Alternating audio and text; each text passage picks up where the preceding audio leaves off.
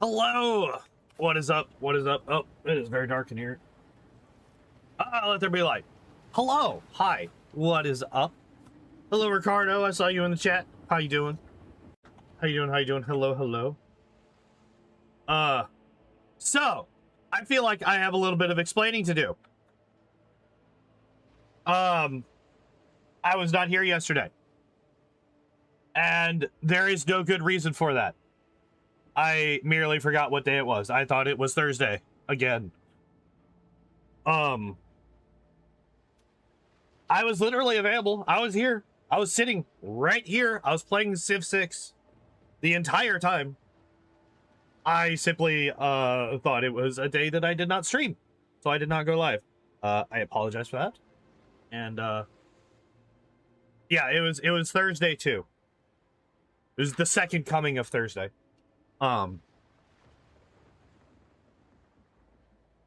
Oopsie fucking daisies. So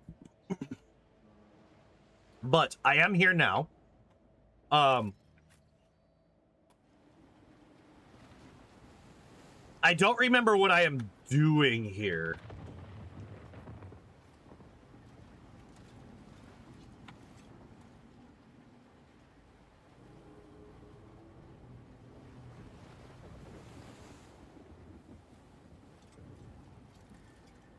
Right, like I actually do not at all remember what the hell it is that I'm doing here. Okay,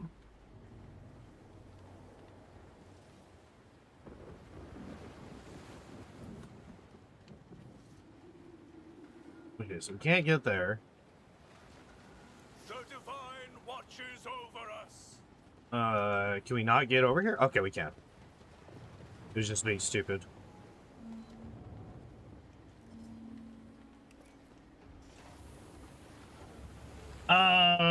This game I've never have any idea what's going on, to be honest.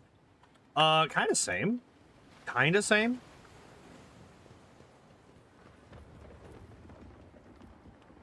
Train is covered in rust, but the gears move smoothly. The mechanisms inside the turntable are made of a strange black alloy.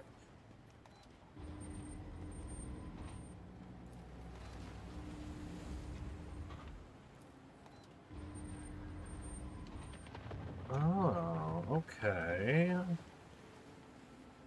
So how do we get this raised up? Is the question.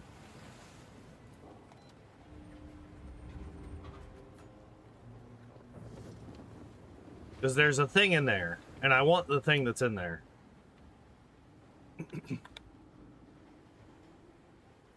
Hold up. What happens if I put somebody on here? I fear to look at them because of their rotten colored souls. Damn.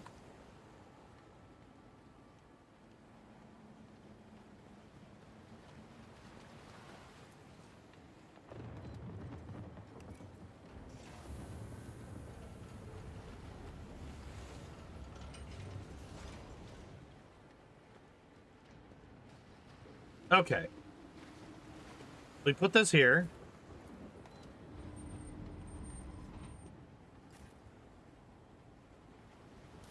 Ha-ha! I knew it. What is energy concentration? Till the end of the turn, the wearer's melee attacks deal additional plus number of Harem Sanctum stacks times number of potential energy stacks shock damage. What is potential energy? Every 1 AP spent, you against gains plus 1 stack of potential energy. These stacks are used to peak abilities such as Galvanic Field. On energy and shock damage stealth. So this is literally something that could only be done by Eogun then? Well, that's kind of garbage.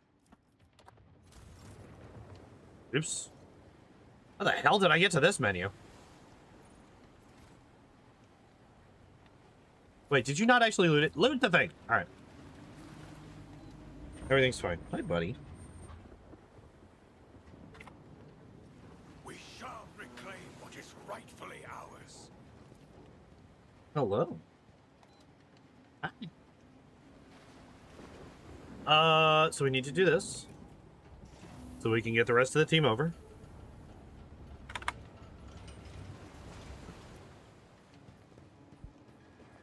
Am I done here? I feel like I shouldn't be. But I also don't remember what the hell we were doing here.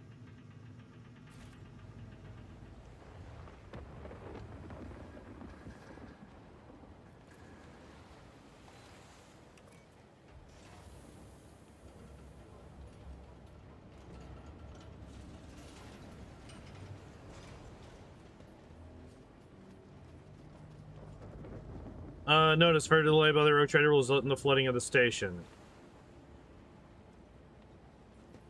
Flora Xenos, 100%. The machines move freely, despite the burning promethium all around them. Gold seems to emanate from them, alongside with something else. Something inhuman. Oh no. Whatever could it be? Oh wait, so I'm supposed to get over here somewhere. Okay. Okay. Okay. I see. I see how this is supposed to go. All right, so we put this over here.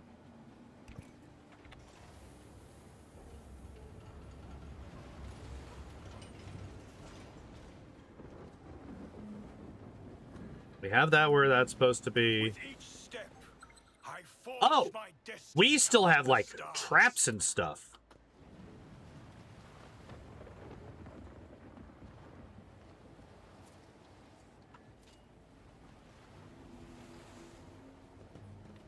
Okay. Well, that's good. That means that we haven't been over this way yet. Could we please, like, when I click on disarm the trap, could we, like, actually do the thing? It would be, like, really cool. Ah, claws in my fucking skin! It would also be really cool if you could stop stabbing me with your little finger knives.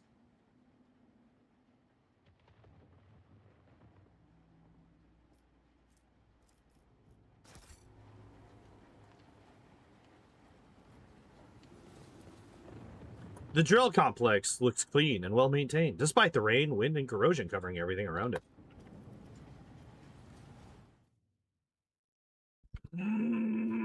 Stop it. Stop it. Stop it. You either need to cut it out or you need to get down. One of the two. One of the two things needs to happen. You need to stop. I literally just said. Stop doing that. You're like an itch. Stop. Stop. Let me see.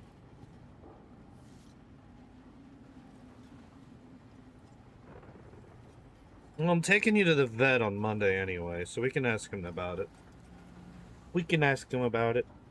Finally getting these guys to their basic vet appointments. We're going on Monday.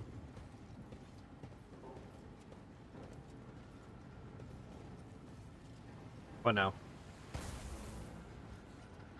Hi. Senior Adept, Alva 9. Guards, Protocol 1245. Halt. The booming cry rattles the metal beneath your feet. A crimson-robed tech priest shouting over the moaning winds holds out her hand in warning. Piercing the frozen mist that hangs in the air, the targeting lens of a metal rust stalker. Soldiers. Oh, the targeting lenses of metal rust stalker soldiers focus on your chest.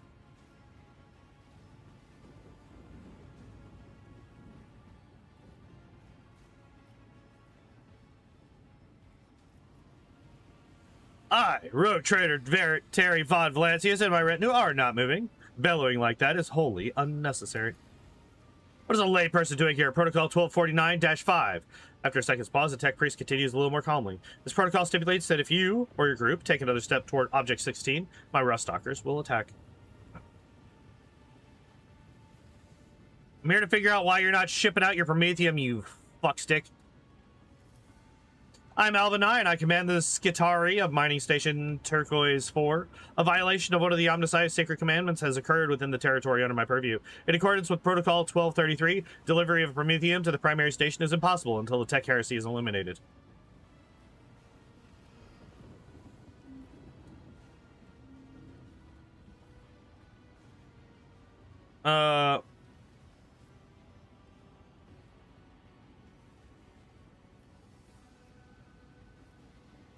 Let's stop you there. Your comrade to Kabbalist also told me of the heresy that has engulfed this platform, but he named you as the source of it.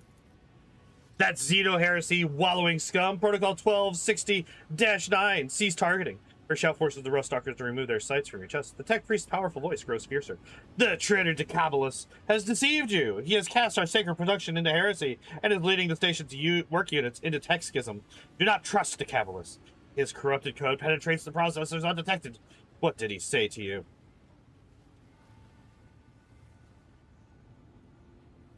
He said you were going to disconnect the platform from the motive force and eliminate the station's workers. That does not sound like the behavior of a righteous servant of the Omnissiah. That is correct. Something shifts almost imperceptibly in Alva 9's tone. My unit arrived on Turquoise 4 one planetary cycle ago. During our time here, I, as the commander of this Qatari, performed a covert protocols inspection of the station's sacred mechanisms. I detected violations of the universal laws to the 5th degree. Artisan Decabalus 416 has desecrated the sacred mechanism of the central drill complex of Turquoise 4 with a xenogenic heresy identified as the Anchor Core. Protocols stipulate the immediate destruction of the mechanisms that have come into contact with the xenotech.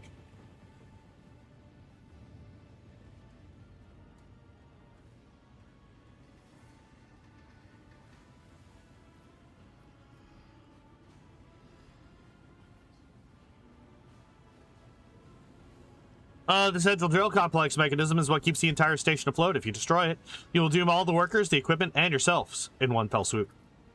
My Rust Stalkers managed to retrieve an operational shuttle from the flooded hangars. As soon as the Xeno heresy is eliminated, we will leave this breeding ground of corruption, make our way to an orbital tech station, and dispatch the message to Alter Templum and Calixtus XT-17. The station's machine attendants cannot be saved. All that is touched by tech heresy is forever tainted by it. We cannot afford such a risk.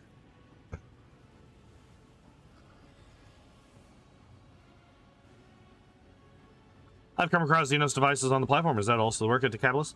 The Xeno sect infected the patterns of this place long ago. I would not be surprised to learn that the forbidden technologies are born deep in the bowels of the station, guided by a traitor's hand. Where'd he get it? I do not know, and I do not want to know. Alva's Thunder's Banaric Howl prayer carries over the roar of the wind. The sacred mining station of Turquoise 4 is contaminated. Long cycles of Xeno corruption have tormented her machine spirit. We soothe and free it. That is enough. He's the one who just instilled the Xenos device. The inspection protocol indicated that the sacred machine was contaminated with Xeno heresy, identified as the Anchor Core.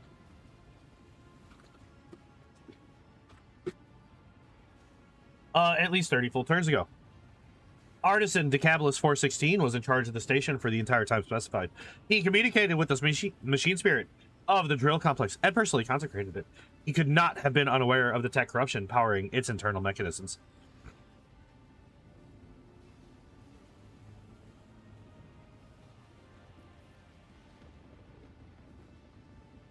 Sure, she's convinced me.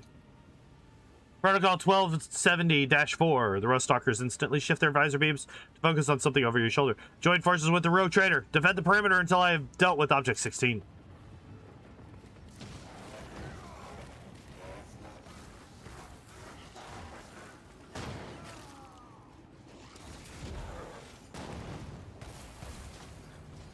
Man, y'all kind of, like, really suck.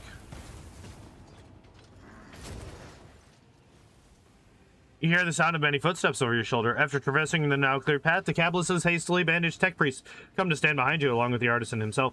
Gratitude, your assistance in clearing the path of traps was extremely effective. It opened up room to maneuver. Protocol 12.1, layperson do not allow the heretics to interrupt the destruction of Opposite 16.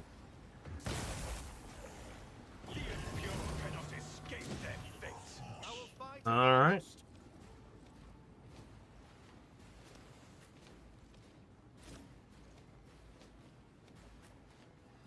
I think that's actually fine.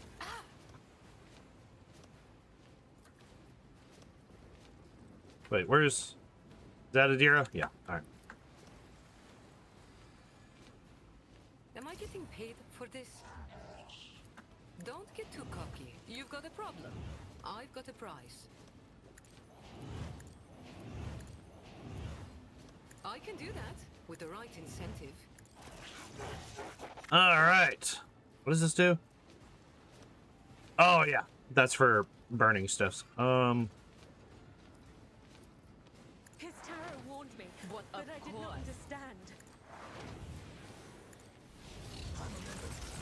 Oh, Jesus. All right. Time to kill essentially everybody. We did it.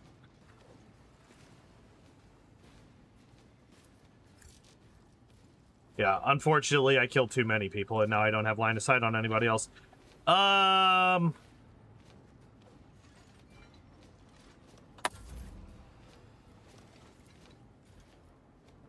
write legends about me. Suffering from success? Essentially, yes.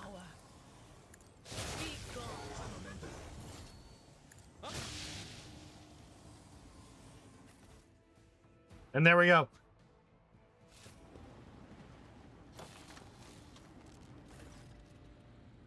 Blessed Omnicide, may Maleficent code. Never touch your circuitry. Alva 9 turns to you. The tech priest's right hand, which she used to wrench something out of the machine, is blackened and melted. Clutched in her curled metal fingers is a strange device made of smooth black material. A low hum resonates from deep within it. Platform beneath your feet shudders and sinks slightly. The sensation of falling makes the hairs on the back of your neck stand up. Alva 9's shriek can be heard even over the strained creaking of the mechanisms. We do not have much time, layperson. The station and all its tech corruption will be underwater in an hour. Initiating protocol 17.0. What is that object? The Xeno heresy, referred to by its followers as the Anchor Core. My fallen comrade said that the traitor Decabalus had desecrated the station's sacred energy patterns. The Omnicide damned device was powering the central neural complex and stabilization mechanisms with the motive force. Without it, the machine spirit of Turquoise 4 would shut down and find peace. What are you going to do with it? I will deliver it to Altar Templum Clixus XT17, where the corruption will be anathematized and destroyed. Give me the Anchor Core. Protocol. Alva 9 swallows the end of her sentence, staring at her blackened hand. The Xeno artifact clutched in her melted fingers continues to emit a low hum. The tech priest scowls and, with a loud Bernardic grill, tosses the object to you. What are you doing next? Run away. I will leave Turquoise 4 and report to the place. Your assistance in resolving the Xeno heresy crisis will be cited in my report.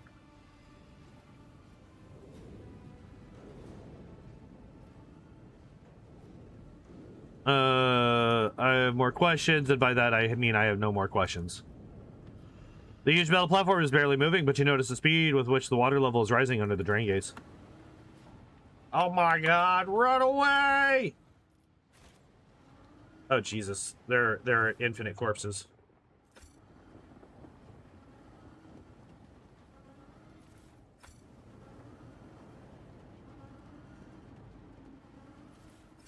I wonder if you could actually take too long and just die here.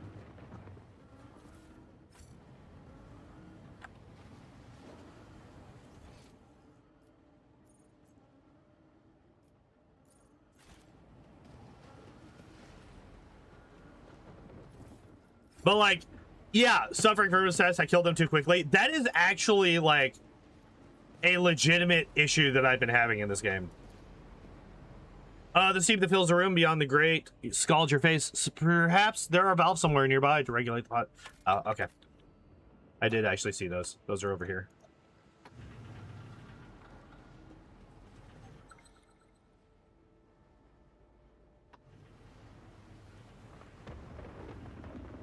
Do you require an audience?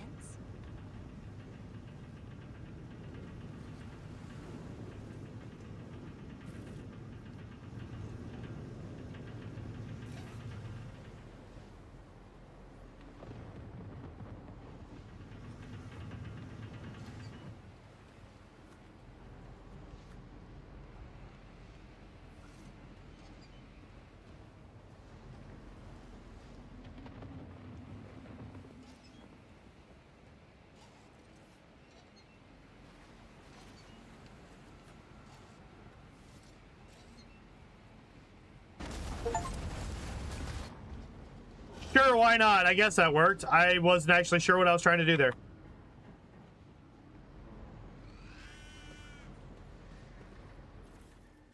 Oh yeah. Reject flesh 1. 50 armor, 1 deflection, 75, so it's medium. Plus 12% armor, so it's actually 62%. -2 AP to reload cost. Which... Tech use over 10. Okay. What is this? Using combat stimulus does not inflict negative effects. Don't care! Nope. New hammer? New hammer?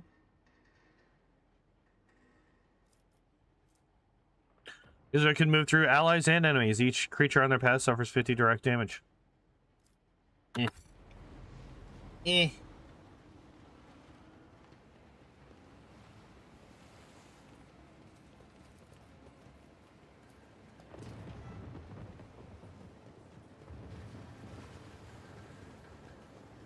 All right.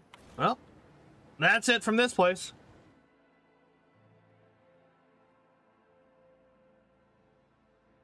We did it.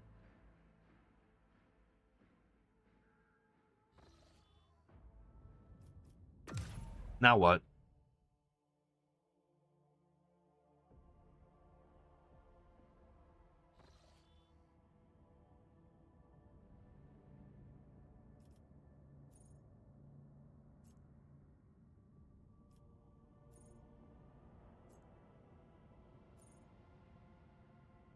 Pass through the dimensional gateway. Oh, that's for Eogun's quest. Fuck, I forgot I still had that to do too. Ugh. Ugh.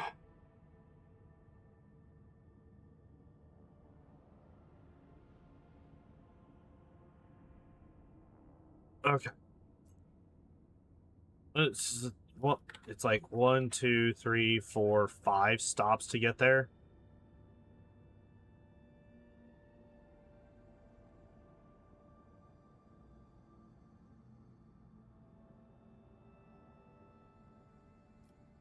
Yeah, whatever. We'll burn through that real quick.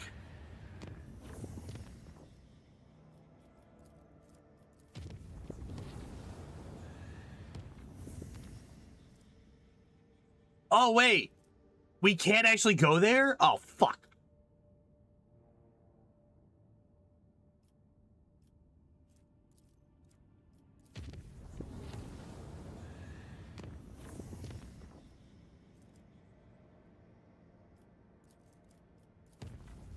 Okay.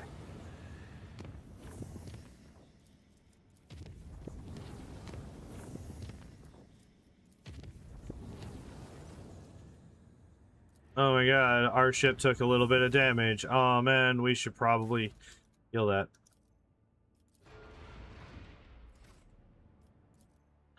Okay.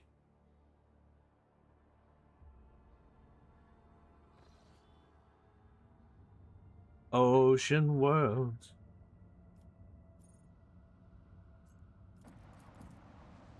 Was this? No, we've already been there. We need to go this way.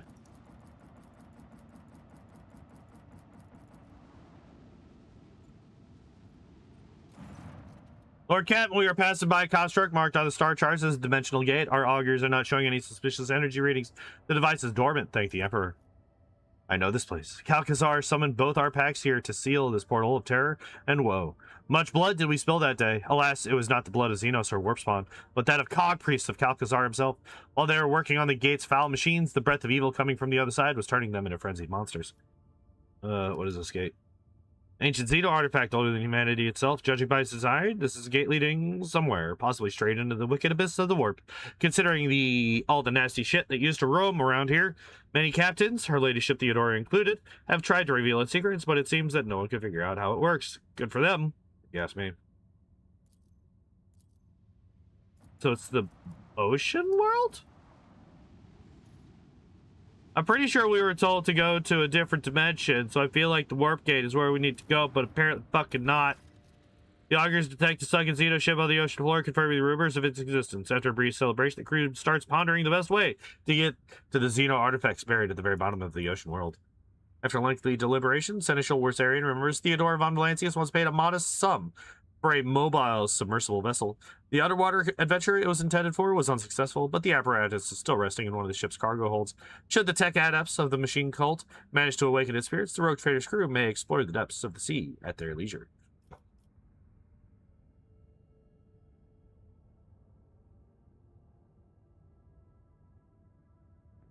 Go on down. Hello. Wait. The las rifle. God damn it.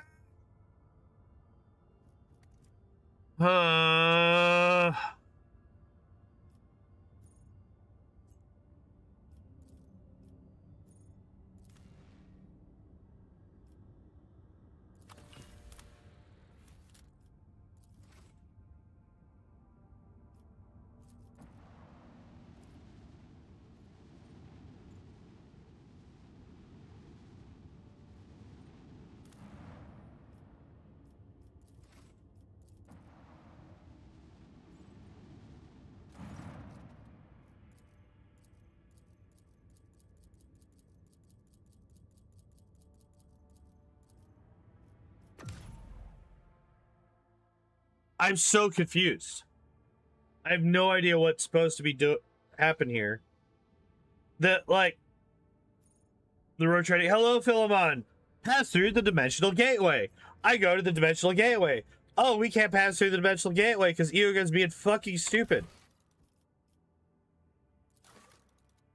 Hi, Philemon. I'm frustrated with quests not doing quest stuff.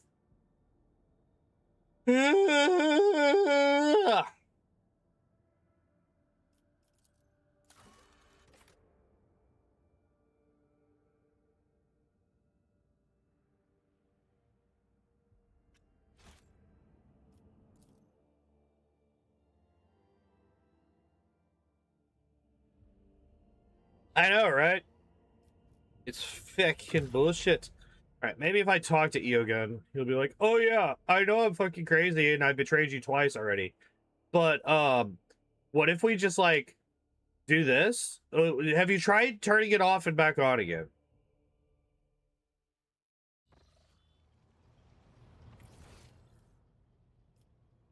Eogan, you daft bastard. Rogue trader, do not worry. Uh, Mind remains clear, but habits are hard to eradicate. Even habits such as communicating with a figment of one's own imagination. I still remember the fate of Nuncius, and I know what I must do. Omnissiah, give me strength. No, rogue trader. no more surprises? I vow to you. My mind is too old and anguished. I have no strength left in me to flee. Sancta waits. My dearest colleague is incredibly flattered by the attention. Please, ask your questions. 80% towards insanity when we meet him, I feel? Yeah.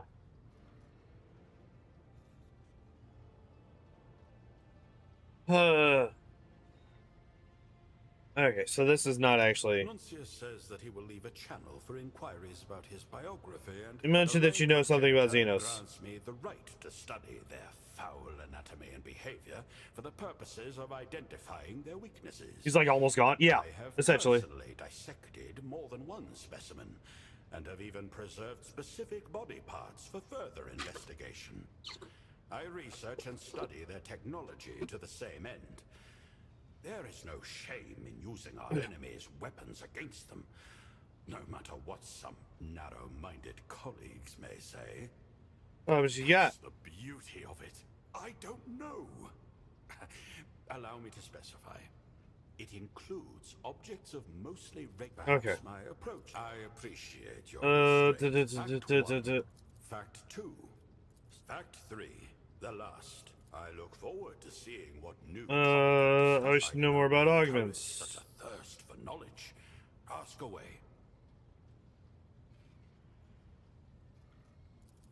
Fascinating. But can anyone truly know the essence of another person? For a veil of words often shrouds meaning that cannot be discovered in one brief conversation. Then again, all the greatest works on human nature began with scant material, as has mine. Question, I find our conversation... I don't! You didn't tell me anything that's helpful!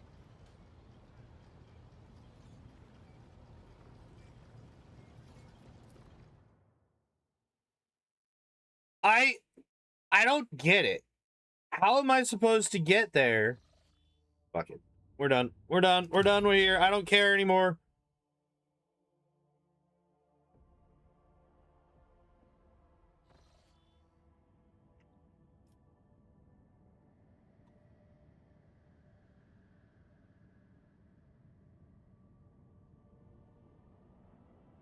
Wait, how the hell do you get here?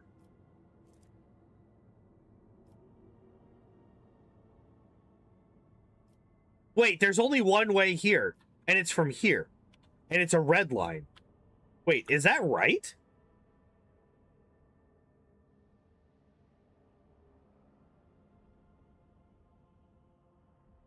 I guess so. All right, well, fuck it. Let's go.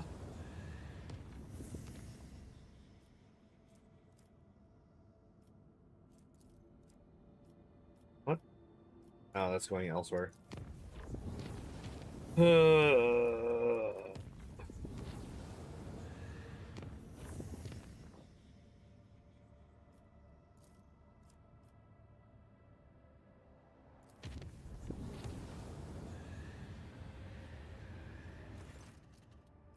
Military gear and stuff. That congratulations, you guys took care of it yourselves.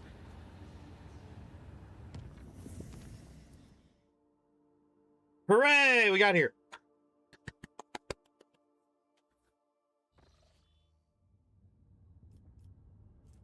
All right. Time.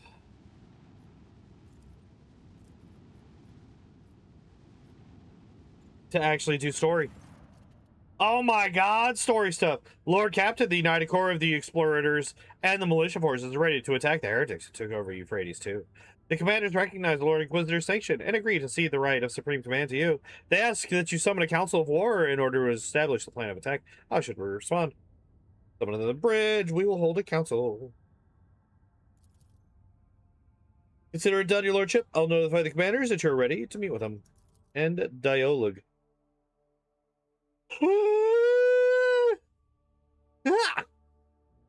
Oh, I'm tired. This week has been exhausting. It's been so freaking hot.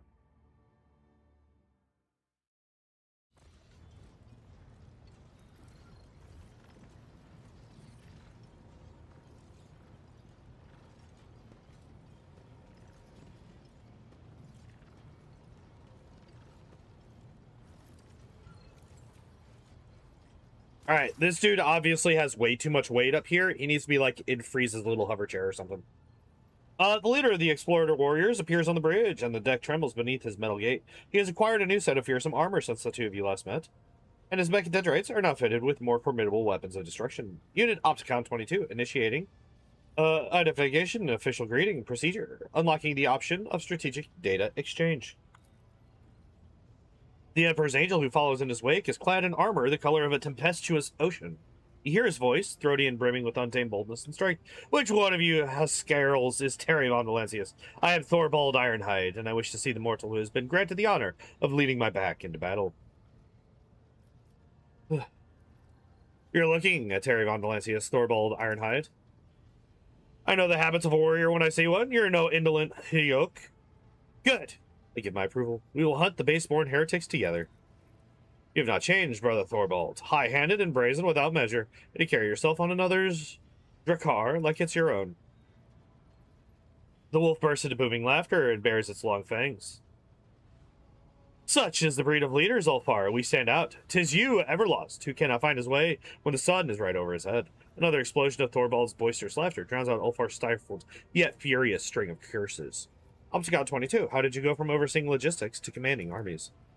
This command promotion hierarchy status update was executed following the death, decommissioning, deconstruction of the ship Teeth of the Wrathgear. The fleet's war conclave was operating aboard that vessel. Unit Opticon 22 received premature rank promotion modernization to Magos Dominus based on his extensive catalog of recorded combat engagements. May your service benefit from the updated protocols that were bestowed upon you and the new analytical data that was entrusted to your elucidation. May the Omnissiah guide operate this unit in his cause mission algorithm of service to him. A tragic turn of events leading to a new beginning. May your path of knowledge, which lies through the thorns of entropy, be blessed by the machine god. May the Omnissiah Guide operate this unit in his cause mission algorithm of service to him. It says the same thing twice. Alright, let's get this started. What good is another war council with a cog priest who knows not the joys of battle, who cuts off his parts and replaces them with augments to please his all-knowing master?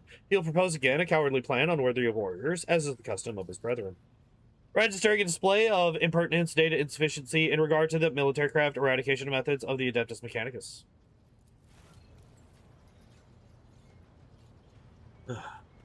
Who this? Who that? BRB. You. Are you having another fight, gentlemen? How predictable. A woman in heavy armor walks onto the bridge, cloaked in an air of superiority. You remember seeing her before in the retinue of Xavier Calcazar when he barged into your chambers after your Magna XSU. Thank you for not starting without me. Acolyte Ishara, dispatched by the Lord Inquisitor to facilitate the operation of Euphrates II. My role on this war council is that of an advisor. Heinrichs and Ishara exchange glances, but do not say a word. You cannot help but notice the furrow that forms on the interrogator's forehead at the sight of his colleague. So, shall we begin our war council, or shall we wait for heretics to corrupt his planet completely? Why are you here? Lord Inquisitor entrusted me with the task of forging an alliance between the assembled fleet and the forces of the Cognizance fleet. Once this task is complete, I am to act as an observer and a special operative.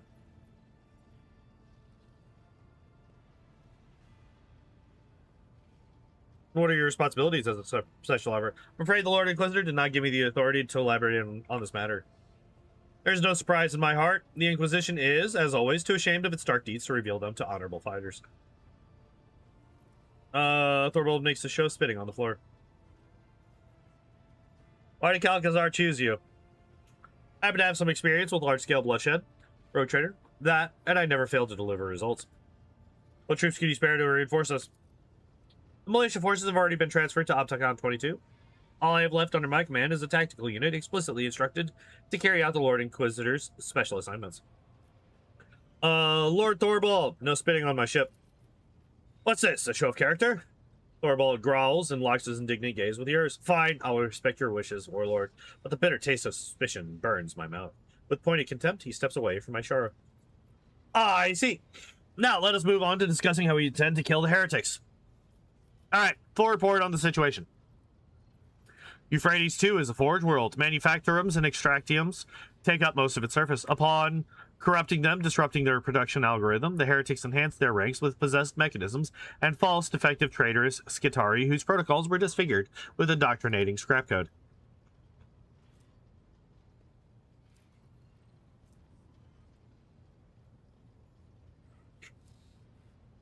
Our forces have secured minor footholds on the surface, but are unable to deliver an effective blow to the headquarters operation center of the profaners in the Machine Cathedral at the heart of the manufacture of Sigma S13.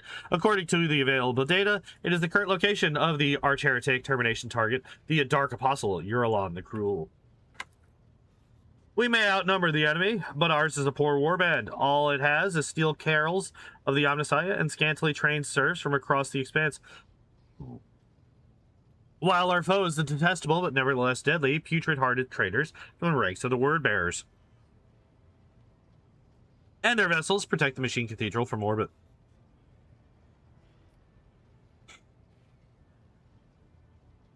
Why have you still not commenced a planetary assault? There is a conflict, critical error, categorical lack of understanding of the imperatives of this operation within our chain of command. Unit Thorvald Ironhide is in favor of the strategy of mass destruction, which would constitute an unacceptable violation of the right of operation. Every square meter of the manufacturums is sacred of high productivity value.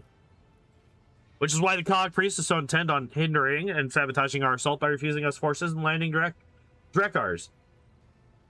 But Thorvald Ironhide won't fight on the terms of priests. If my battle plan is rejected, the Omnissiah servants can retake the planet themselves. Maybe they think their lives mean nothing compared to their precious cathedrals, but a wolf knows what his life is worth.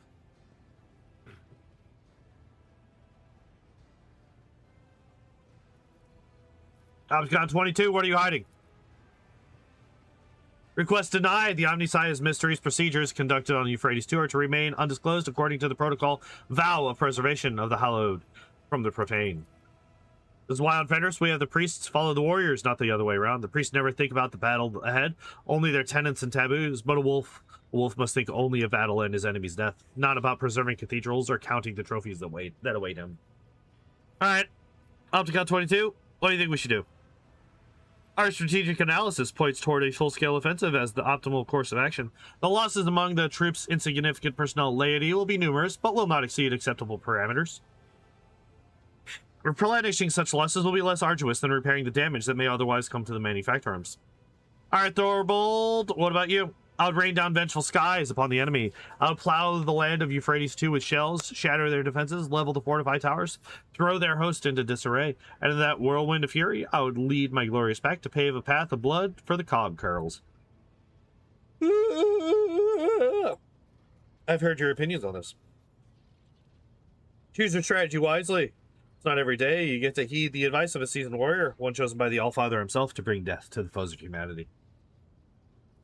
You two don't get along too well, do you? You read hearts like they're inscribed with runes, Terry. Thorvald lets out a mocking chuckle. It's true. My brothers and I grow tired of this cog priest and his naysaying. For whatever reason, he thinks himself our lord. I concur with this statement, given that the military action Sacred Purgative Crusade eradication procedure is taking place on a world devoted to the machine god. Unit Opticon 22 insists on his privileged status in the matter of strategy selection.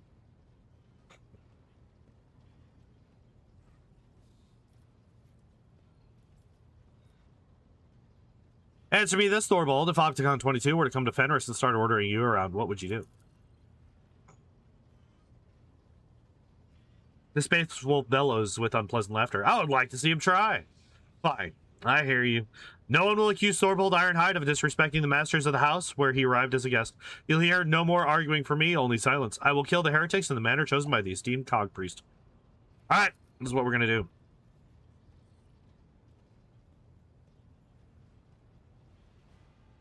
The first step is obvious. We eliminate the Machine Cathedral's orbital support. What planetary assault strategy will you choose following the destruction of the enemy void fleet? Mixed version. We'll begin by bombarding the enemy's positions, then advance cautiously. We must conserve our troops.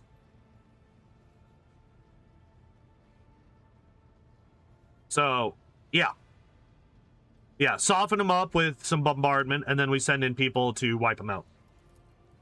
That's the only real way to do this. Your plan bores me. This is not the Space Wolves' way of war, but such cowardly strategies are the limit of the omnisized conquerors, so you have my approval. My pack will do all that is asked of it, and stand at the vanguard of the assault until we meet in the field of battle, Terry.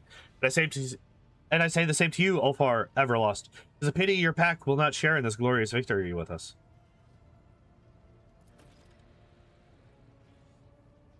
Hell yeah. Enjoy your shower.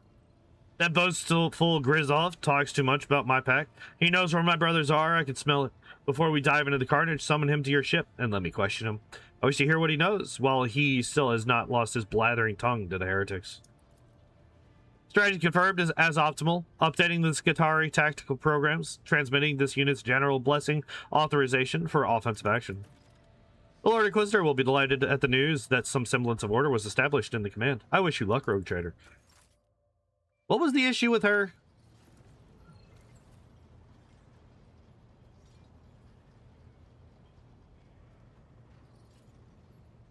What was the issue between Heinrichs and her?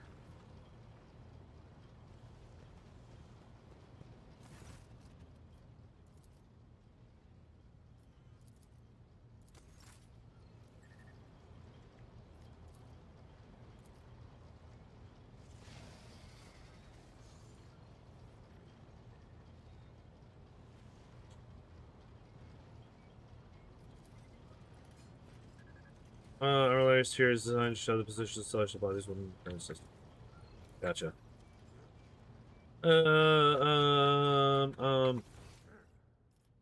Where's Ulfar? There you are. Let us raise our cups. Inform Thorvald that he's invited.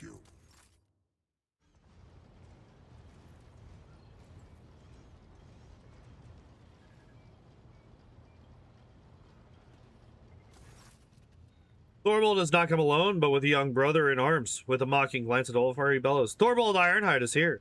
Why have you summoned me, rogue trader? Speak to me. Ulfar's usual brash joviality has evaporated from his voice. Know you, Thorvald, whither the path of battle has led my pack, the baleful howl? You haven't lost your pack, have you ever lost? The young wolf's voice is strong and insolent and richly melodic. He tilts his head in mocking concern, watching Ulfar's complexion change to match the violent shade of his hair. Did not have a chance to talk properly at the council. I wanted to meet you. Ah, of course you do. Who would miss a chance to strike up a friendship with the illustrious leader of the equally illustrious Stormbiters? Go on, Hallbrant, recite the saga of my exploits, and make sure to include the landing on the Void Kraken's mouth, or in the Void Kraken's mouth. This is Hallbrant, the brave, the most sonorous voice in my pack. Thorvald nods at the tall wolf, who seems to radiate the proud vigor of a warrior. Think you meant to say Hallbrant the braggart, no, for his verses often weave together the truth with his own flights of fancy. Ulfar smiles vindictively with a viciousness utterly unbecoming of an angel of the Emperor. Now it is Hallbrandt's turn to blush. Thorvald chuckles. Thank you for the correction, Everlost. I reckon we could do without the saga. Are all wolves so hostile toward one another, or is it something personal between you two? It is only friendly nipping. If there was hatred between us, the walls of this glorious hall would have long since been painted with blood. Such is a warrior's nature, a wolf's nature. When we meet with strength, we test our teeth on it. But there is a personal side to it as well. The Stormbiters have always tried to best the baleful howl in the glory of their exploits. Tried and failed, for my pack was and remains superior. Why do you call him Everlost? How do you not know? You do not know? I'm not surprised. Brother Ulfar does not care for the moniker. He has had it since his early years in the chapter when Ulfar underwent his trial of the Cup of the Wolfen. He took so much longer than the others that the rune priests gave him up for lost. Later, he received grievous wounds and raids that sent him into stasis sleep for a long time. Anytime we would pay a visit to the Baleful Howl, we would ask, where is Brother Ulfar?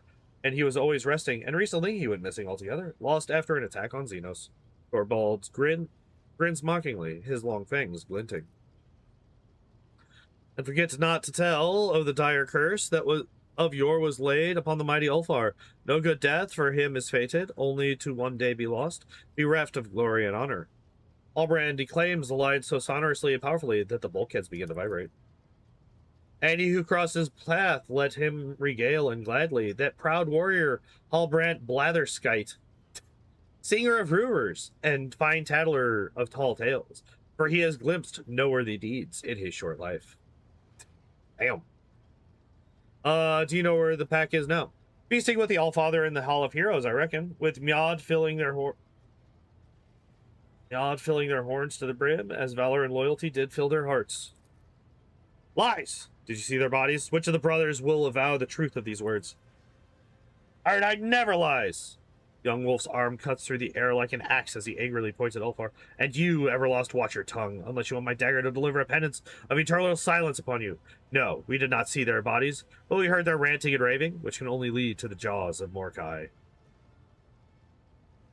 Can we, cut the bullshit? I'd like to know the details. In the battle in which you, Everlost, Arnulf, and Skadi were captured by the Xenos. The Baleful Howl took prisoners of their own. Under torture, the captive Xenos gave up the star coordinates of where they were to go next. Some important meeting, it seems. The place was far away, deep in the uncharted regions where the servants of the Allfather have never ventured. And your brothers decided to go there. No navigator would dare lead them to those dark places, so your brothers seized a trading boat and voyaged there without a helmsman. So you abandoned them to their grueling march? Before his voice drops to a menacing grasp. Lower your hackles. I urge them not to throw away their lives in vain.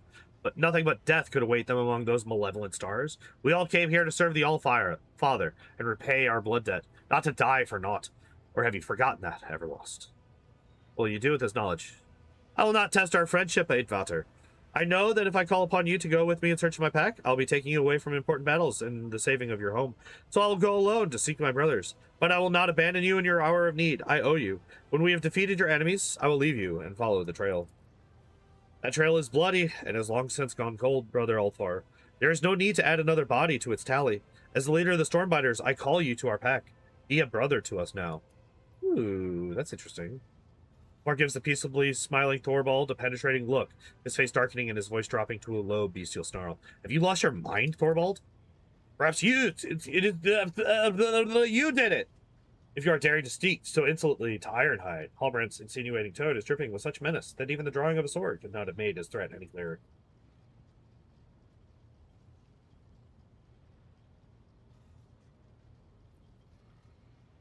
Thorvald, your associate, too often speaks when no one has addressed him.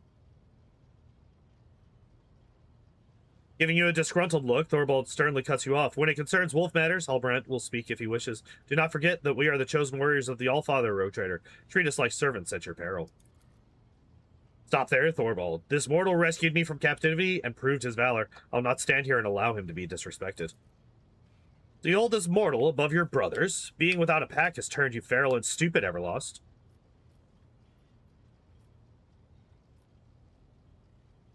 What makes you so certain they are dead? When the baleful howl was setting off, we exchanged gifts. Our pack runes. Every 10th watch, a priest cast the runes and saw what fate they revealed. 50 watches after the baleful howl left, the runes showed calamity. 60 watches after they left, death. Is that a fucking Space Marine? That is 3 Space Marines. My Space Marine and 2 others. And this one can fuck off. I do not like him, and I can't wait for him to die. Since then, the runes have been voiceless and their patterns hold no meaning. And that's it. The spirits deceive you. Your priest went a little soft in the head and forgot how to read his runes. And for that, you give my pack up for dead? Cowards. The runes do not lie, Ulfar. You know this. I'm sorry about your brothers, but their fate is clear. Why do you want him to join your pack? He is our brother. He should not be left to wander the galaxy in the company of ordinary mortals or alone. Wolves are like sharp knives. We hone ourselves against each other. And without brothers, Ulfar will rust and grow dull. Be with us, Ulfar. We will take you in. Go to hell, Thorvald. They'll take you in there. He's loyal to his brothers. Stay out of wolf business, Rogue Trader. I will not reveal the coordinates of the place to which your brothers traveled. Respect your Alpha, Ulfar. That is an order. You are too quick to call yourself my leader, Thorvald. Go and bark commands at your pups. We are calling a pup Everlost. Unlike your pathetic pack, we will soon go into battle and accomplish great deeds. But you, coward that you are, want to shirk your duty. Say nothing and do not interfere. Our shout drowns out the 2 wolves who are ready to lunge at one another. Quiet, both of you. Have you forgotten where you are? Holmgang can only take place on solid ground, not on a boat. The void and the warp are treacherous and unfit for a host to host a duel of the worthy.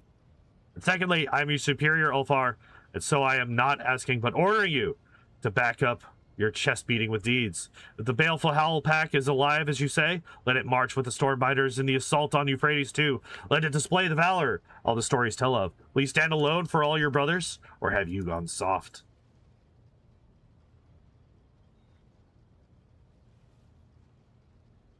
Word's test succeeded. The wolf leader's tone may be threatening, but you notice a sly glint in his eye. Ulfar, on the other hand, is growling furiously with no matching twinkle in his gaze. We'll see about that. I'll prove that the Stormbiters will never be a match for the baleful howl. Eichvater must be at your side when you depart for the assault. Promise that you will grant me this honor.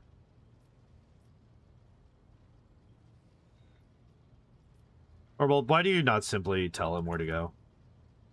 When the baleful howl left, I became the highest-ranking wolf in the Expanse. I am the Alpha, and it is my duty to ensure that not one of the Allfather's chosen warriors loses his life for foolish or fruitless ends, not even Ulfar. Alright, I promise, Ulfar, we will march into battle together. That's fine. If you prove that your words carry more weight than a battle axe, I will tell you where your brothers went. If you fail, you will submit. Thorvald's lip curves into a superior smirk. Okay. I was not expecting Ulfar's, like, companion quest to be directly tied to the main story quest.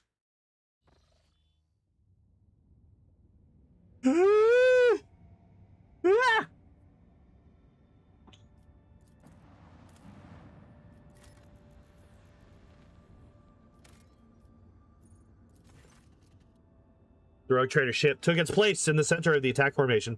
The right flank was guarded by the sacred combat vessels of the Adeptus Mechanicus, and the left consisted of the combined space forces gathered by the Lord Inquisitor, headed by a frigate of the indomitable Space Wolves.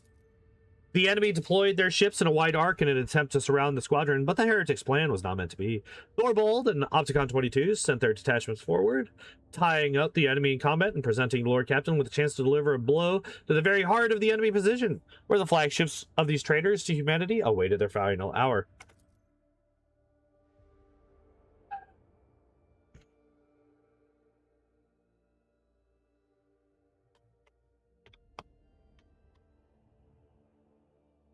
I'm really hoping for an actual space battle here and not just the description of one. Because literally the only challenge that I've had, thank God, the only challenge that I've had in this entire fucking game is the space battles. And only one of them.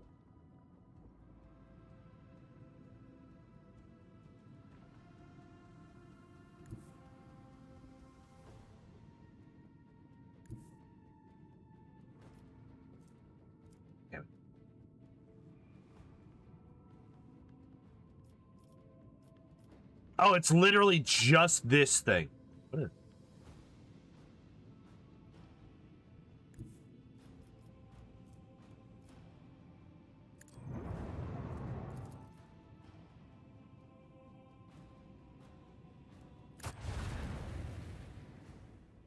All right.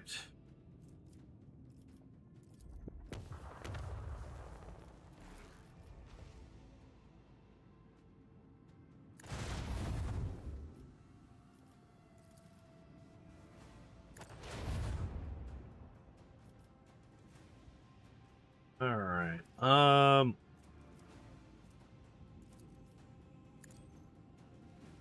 Should have done that first, but whatever.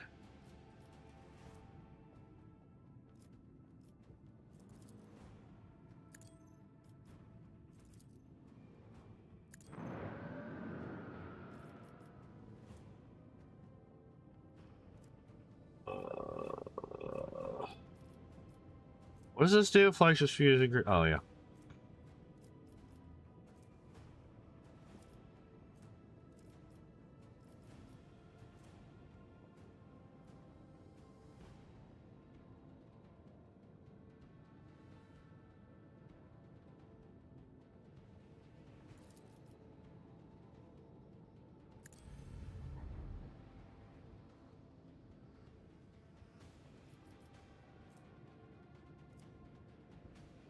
All right.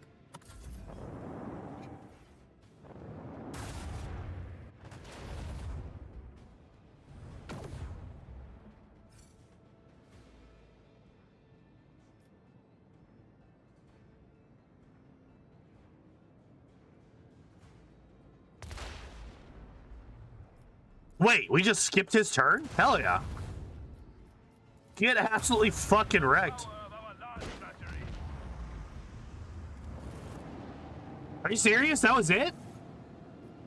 He didn't even do anything. Literally didn't even move. What the fuck? The fleet. Destroy the fleet. The fleet being a single ship. Are you kidding me? Dude.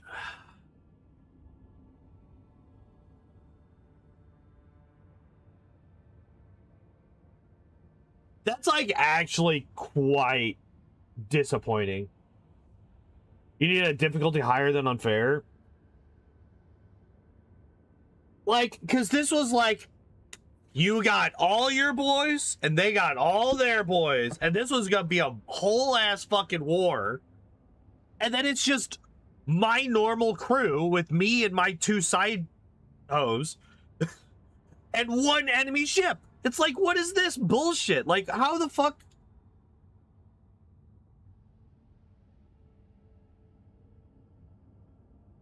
Like, I get it would be an absolute nightmare to try and deal with, like, 30 ships, right? Because, like, you could just die, right? Like, if you have 30 ships and the AI just says, fuck this guy, and they all target you, you're just dead. There's nothing you can do about that, right? Like, that is a thing that you could be dealing with if there's too many enemy ships. But, like, if you're like going here, right? If you're going here and it's like you got all these people on your side and they got all their people on their side, make it like a multi-point battle or something, right?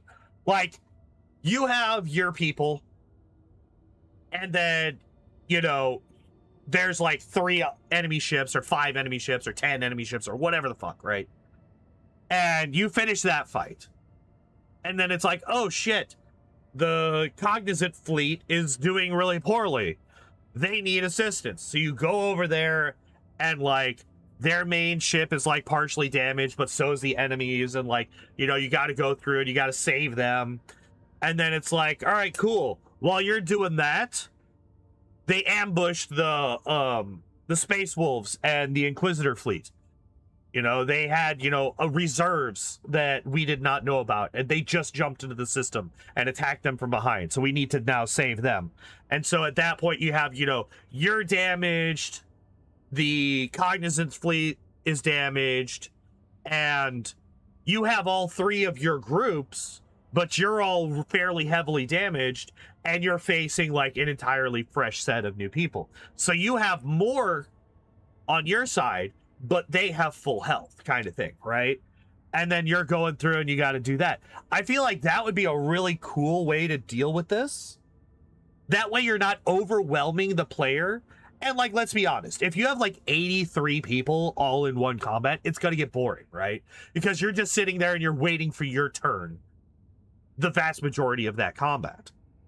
Like, that's not fun, right? But like, if you break it into stages, essentially like a siege or like an assault on a castle, right? You have to like break through the different layers of the assault on the castle. And you just kind of have to treat this like that, where it's like, you don't just have one fucking ship that you're fighting. That's ridiculous. I'm sorry, but that's ridiculous. And that kind of pissed me off. You really need to...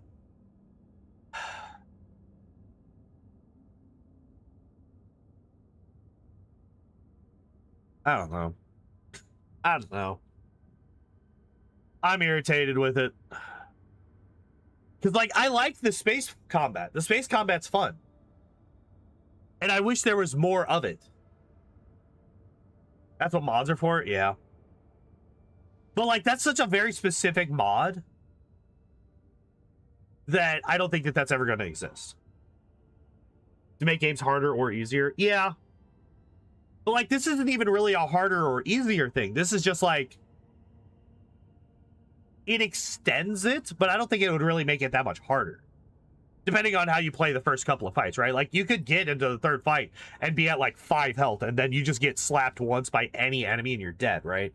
And then you gotta restart, and you gotta try again. But, like... Or, you could choose not to, right? Like, that's another thing that you could do. You get your stuff done, and you see, you know, like let's go back to what it was, right? Like, you fight, and then once you get done with your fight, you go and you're like, you get a call, a mayday call from the Cognizance fleet, and they're like, help, we're about to die, we need help, we're being overrun. And you can choose to go and help them, or if you don't think that you can beat it, you can choose to go down to the planet there. And then they are still keeping the orbital fight busy while you go down and clean up everything that's on the planet. But it makes things harder for you down on the planet. Go fuck yourselves. It's less a go fuck yourself and more I am too damaged, I cannot come help you, or I will die as well. And then say you do go and help them. You get out of that fight, and let's just say, you know, for example, I took literally no damage in that fight, but let's just say, you know, I took 100 damage from the first fight, and I took another 70 damage from the second fight. That leaves me with 120 health left going into the final fight. Right? Against a new group of completely healthy enemies at this point, right? In this like scenario that I've developed. You can be like, I can't risk that. We can't risk this entire planet to go and save the Inquisitorial fleet and the Space Wolves. And then you have to let them die. And then that also has consequences because Ulfar suddenly doesn't get the information that he needs. A heated discussion I hear. I'm frustrated by game design, and I'm having a conversation about a potential different way that the game design could have gone. As per usual. And And I think that would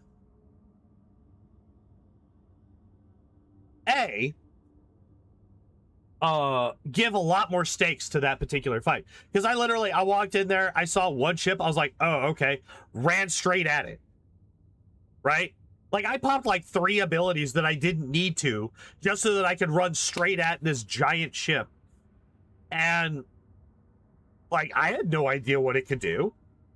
Apparently, it couldn't do a damn thing because it just sat there for an entire turn, not doing anything. But regardless, I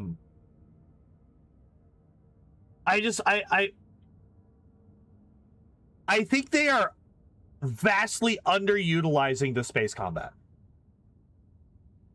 in this game. There's only really been one point in this entire game where I was like, oh shit, this is a rough fight. Well, 2, right? One was against what's his face, the Winter Scale, I think his name was. The fight with Winter Scale was rough. And there was one space combat where one of the ships was like really fucking strong. Those are basically the only 2 like realistic fights that I was like, oh, this is nasty. This is rough. The only other challenge that I've ever had is when I picked a fight with somebody that I knew I wasn't supposed to pick a fight with. When I picked a fight with the Harlequin. I was like, I know I'm not supposed to, but I was kind of curious. Like, I think even going into the fight, I think I'm pretty sure I'm gonna die here. But like, there's been no challenge in this game whatsoever. But anyway, let's go in. A general once said that all wars are fundamentally the same. If you've seen one, you've seen them all. Grok shit. That general didn't witness the events on Euphrates too. Rogue trader Terry von Valancius was the supreme commander in that battle. A man of iron will, unfaltering, unshakable. I served in his personal enforcer guard back then. Just another cocky kid who thought he was an expert soldier. The Emperor was gracious to me. He gave me a choice, or a chance to realize just how wrong I was. Most of my comrades didn't get a chance like that.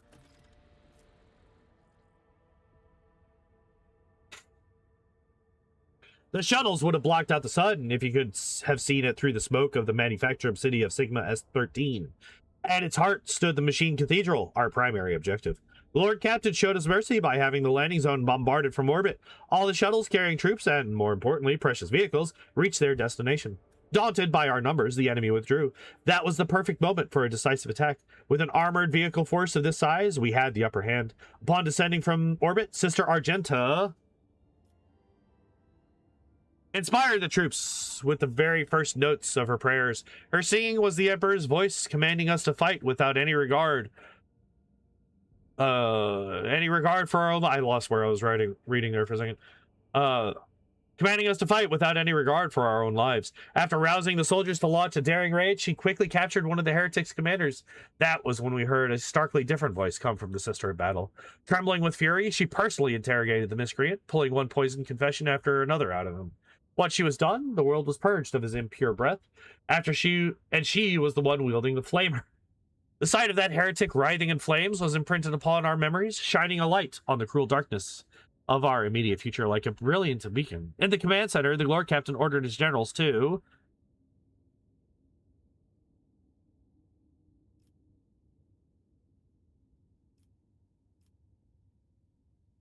Jesus! Advance while utilizing the surviving planetary populace as human shield.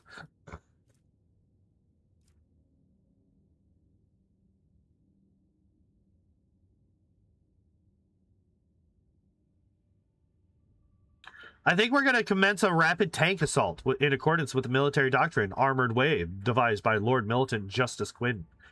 Primarily because I like tanks a lot. Our negligible losses during the landing stage gave us enough armored vehicles for a decisive push against the enemy's positions. We began our advance. I will never forget the roar of the tank, its treads tearing the heretics' infantry to pieces, accompanied by the shrieks of lasguns and the rumble of heavy artillery, the deafening symphony of war. Nothing could stop us. We marched in the wake of a column of armored beasts, not turning to look at the mushroom clouds, climbing over piles of enemy bodies and those of our own. We had our orders.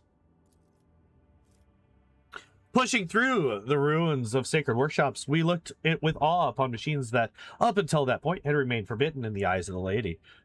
Those were palaces of incredible and frightening technology. Void ship assembly halls, alchemical atriums, sacred arsenals, generators producing invisible fields unsettling to the mind, and scriptoriums containing knowledge of horrors best left undiscovered. In one of the chemical chapels, we came upon a shipment of cisterns containing hallucinogenic gas. The tech priest protested that the substance was not designed for warfare, that it was created for higher rituals, but the officers wasted no time pumping our artillery shells full of that gas. At last, we reached the gates of Dock Mu 514, the threshold of the metal nightmare that was the manufacturer of Sigma S13. However, the initial attempts to storm the dock shattered against the enemy's defenses. Magos Dominus Opticon 22 proposed to tech sabotage. He could send small Skitarii units behind the enemy lines and have them subdue the spirits of the area's defense systems. Thorbold, the fierce leader of the Space Wolves, proposed to send infiltrators beyond the walls to kill enemy officers and weaken the dock's defenses. Lord Captain ordered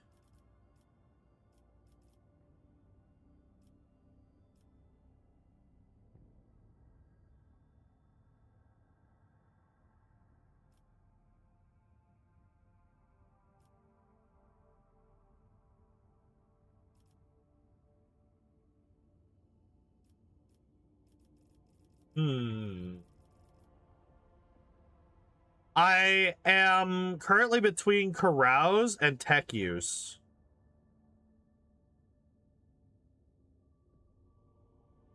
The shelling of the enemy with gas munitions procured from the surface. As per regulations, we waited until the gas cloud allowed minimal visibility, checked our filter masks, blasted the gates with our tanks meltas, and charged in. Many heretics had already perished in the hands of their comrades who were fighting nightmares only they could see. We had no trouble cleaning up the rest of the disjointed lunatics. It took us many days to break through to the metal heart of the manufactorum. In the third week of the assault, the vanguard was halted and swept away by a salvo of plasma macro cannons, squirting every cannon of sacred engineering. The heretics had placed the hull of an unfinished void cruiser on treads several kilometers long. This leviathan of adamantine and plasteel barred our way. Magos Dominus Opticon 22 insisted that we retake the sacred machine, for the vessel had been in the making for many decades, and its destruction would have meant a great tragedy for the Imperium. It came as a surprise to all when the Space Wolf Thorbold supported the Magos Dominus. After the Lord Captain had reconciled him with the explorer leader, Thorbold had tamed his pride and spoke in favor of the tech priest's cause of liberating the noble machine. The Lord Captain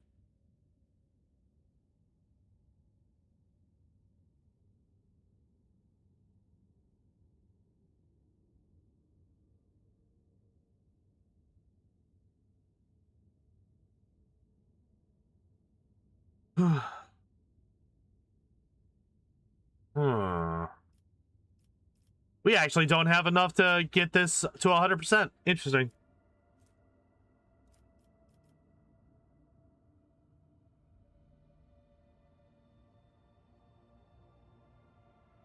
The Lord Captain had an entire void ship dropped upon the cruiser from orbit. That's wild. We're going to try the tech use. Commanded that the sacred vessel be reclaimed from the enemy's clutches. Yeah, we got there. Let's go. Having this sacred machine on our side could have given our offensive a sizable edge. Our orders were to get a landing force on the cruiser's bridge and escort the engineers to the main cogitator. Our shuttles used the turret's blind spot to deploy elite troops on board the cruiser. While they were engaged with the shrieking heretics, the engineers reasoned with the machine spirits of the main cogitator and initiated the blessed purgation protocol in the inner decks. It took us 3 days to drag every last cultist corpse out of the compartments. Slipping on pools of blood mixed with sacred unguents, we made it to the Machine Cathedral, a gargantuan hall breathing with the flames of 1,000 furnaces, the last bastion of the enemy army. That was where I first faced the word bearers, betrayers of humanity and unworthy sons of the Emperor. What could we, mere humans, possibly do to match their unholy, bestial rage? You shoot them.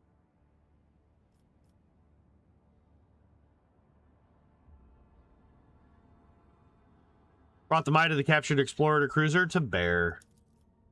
There's no greater pleasure in war than turning the enemy's own weapon against them. Chaos Marines are stronger than an army of ordinary troops, but even they cannot survive a direct hit from a macro cannon. The cruiser's weapons track their targets well, and no armor could protect them from shots like that. The Leviathan's treads rolled over the enemy defenses, decimating the contemptible word bearers and bringing us great triumph. And that's when it came. Doomscream, an ancient and bloodthirsty hellbrute. A merciless executioner forged from adamantine and ceramite. That single foe was repelling our assaults one after the other, turning hundreds of soldiers into a bloody pulp. For as long as that abomination lived, we had no hope of reaching the heart of the enemy citadel. The dire-eyed Thorvald volunteered to track down and destroy the vile spawn, but fate had other things in store for him and his brothers. The Space Wolves pack was to be the first to storm the Machine Cathedral, and thus Magos Dominus Opticon 22 assembled a cohort of elite Skitarii and said that he would locate and eliminate Doomscream. The soldiers were whispering that he was willing to activate the so-called Guaranteed Annihilation Protocol, a terrible and ominous rite that is as lethal to the enemies of the Omnissiah as it is to his faithful servants. Upon arriving at the front lines, Lord Captain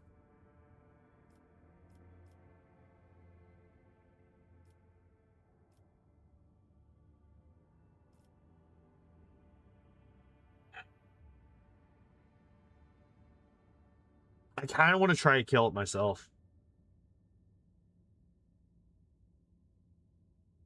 Do we go with the 1 in 5? I kind of want to go with the 1 in 5. Ah.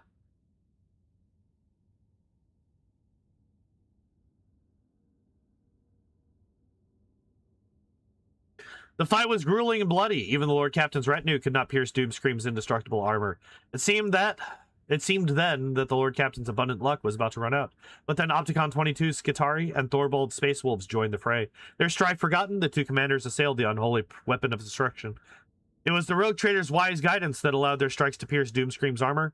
Brutally wounded and humiliated, the profane executioner had no choice but to flee from the fight. The abomination's torn pincer, fitted with an ancient and powerful bolter, became the rogue trader's rightful trophy. At last, we reached the Machine Cathedral. We saw a yawning lift shaft left behind by a colossal land-gnawing drill that had burrowed for kilometers into the depths of the planet. There, deep below, lay the last hiding place of the heretics' leaders. Hundreds of grenades, accompanied by promises of swift judgment, were hurled into the pit. Such was our righteous anger. The planetary assault was a resounding success. The enemy forces were shattered and broken. A small fraction remained in the Machine Cathedral, but the rest either had been destroyed or were destined to meet the same inevitable fate soon. Lord Captain's retinue and the Space Wolves band delved into the shaft, heading toward the heart of the Machine Cathedral. We watched them leave with reverence in our eyes as we were setting up a perimeter around the entrance.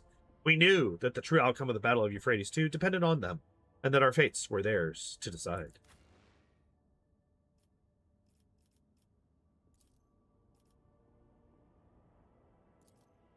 Yeah, that's fine.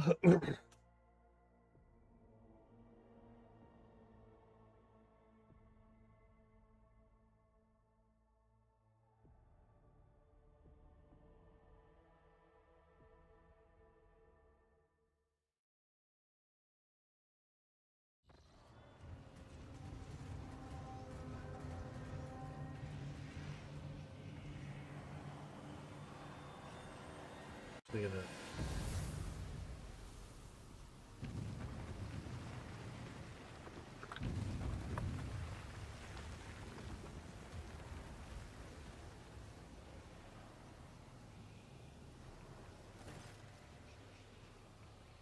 You're on the cruel. The giant clad in dark crimson armor is in the middle of a sinister litany, his words turning into a repulsive ethereal stench and flakes of otherworldly ice. He does not notice your presence. Oh my god, this motherfucker! I forgot this guy existed!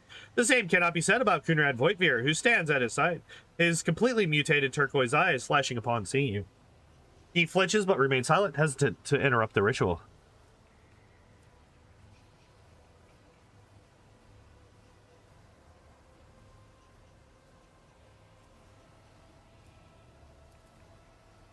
Watching the slow act of desecration takes place before you fills your head with an unnerving sensation.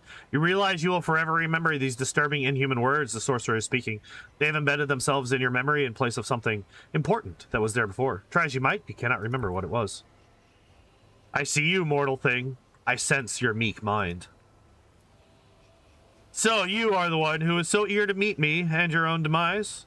Rejoice, brother Twilight. Today, you become the new rogue trader. Yes, master. I will rectify my mistake and reclaim what was stolen.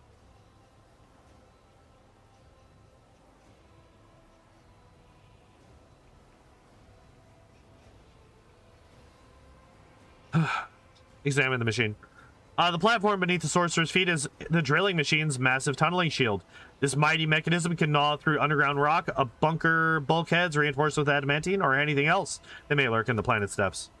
The corrupted servants of the Deus Mechanicus scuttle around the heretic, muttering twisted prayers of ignition in attempts to persuade the omnisized majestic beast to awaken and rend the world's flesh. You got a name?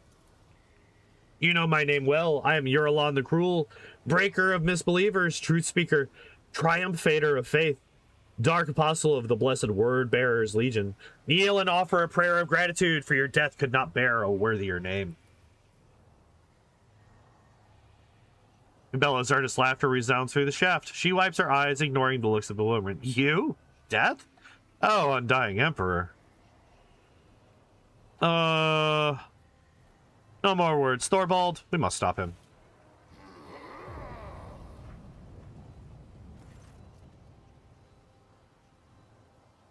The wolf lets out a chilling howl, and his pack ready their weapons, acknowledging it as an unequivocal order to kill.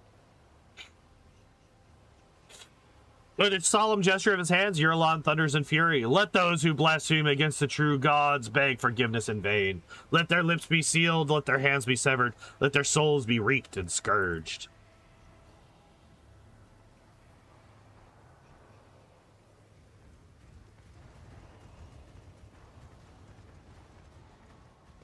What?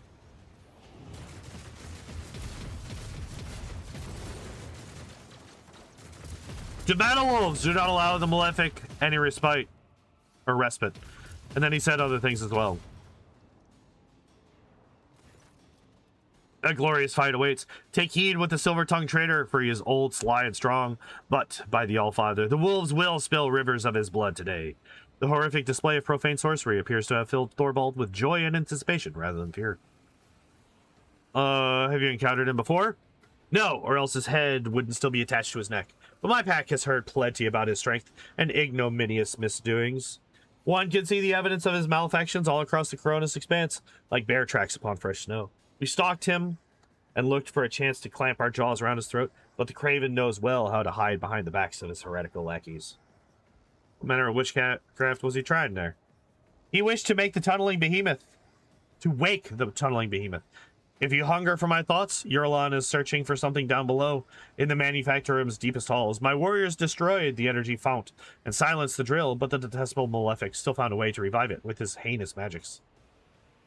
What is he trying to unearth? Do not ask, for I do not know myself. Kel'Thuzar treats his allies like a Fenrisian mushroom farmer treats his produce, keeps them in the dark and feeds them shit. He didn't see fit to enlighten us about the secrets of Euphrates too, but 'tis no matter. Whatever it is, we must let the loathsome malefic claim it. I will deal with him. You're a brave one, and not easily deterred. Good. And find a way to reach the tunneling platform while we give the mangy sorcerer something to worry about. Thorvald exchanges glances with his warriors, and you can swear they all smile in anticipation inside their helmets. Brant, you stick to the original plan. Take two brothers and go after Doomscream. Our scouts report that he took refuge here in these depths after being defeated in battle on the approach to the Machine Cathedral. I want to take the unholy tin can that holds his traitor's brain back to Fenris. Good hunting. We won't fail you. The eager space marine lets out a hungering howl. Proudly tread the hunter's grim in chase of a beast of steel and blood. Fangs bared and sharp in thirst of prey. Let glory cloak their mighty gait. Doesn't even rhyme! Doomscream, he hides in this den. Step aside, Hallbrant. I'll be the one to slay it. I claim this quarry for the baleful howl. Who or what is this Doomscream? An old and vicious heretic, a hell brute whose veins boil with poisonous rage and savagery. His mind and body have been so warped by the ruinous powers that his very existence is an affront to the Allfather's warriors. Tread lightly when facing him, young brother. Yes, the beast is mad and hideous, but he is withal mighty. old and graced with the archenemy's profane patronage. His hateful sermons abound with malefictions, and his weapons claimed the lives of hundreds during the assault. We grievously wounded him, true, but we haven't seen the last of this foe. Ulfar kills him. That proved that if it comes to pass, I'll be the first to raise a cup to the proud name of that ferocious pack. We set out to hunt the beast. Do you seek to best me in hunting, Ulfar Everlost? None are faster or deadlier than the Stormbiters. We will see, young wolf. We will see. Luck be with you, warriors. Hi there, Rus, Terry.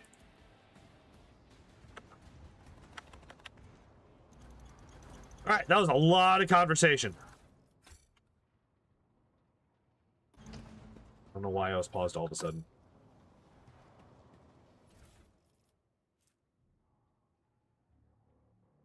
A tome containing warnings of the Omnissiah. This set of unshakable tenets of the Adeptus Mechanicus is hidden from the eyes of the layman with a special binaric cipher. Only an anointed tech priest can divine the sacred knowledge from this folio. Well, fortunately for me, I have one of those not with me right now, but soon. Lockers are full of work overalls, robes, and tools that are covered in seals and emit the strong scent of sacred unguents. Let's level up our boy here real quick.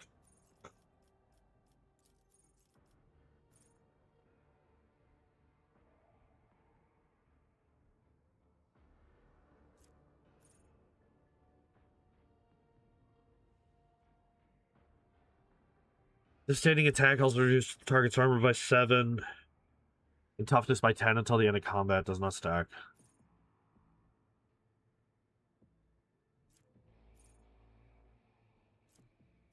This is actually really important.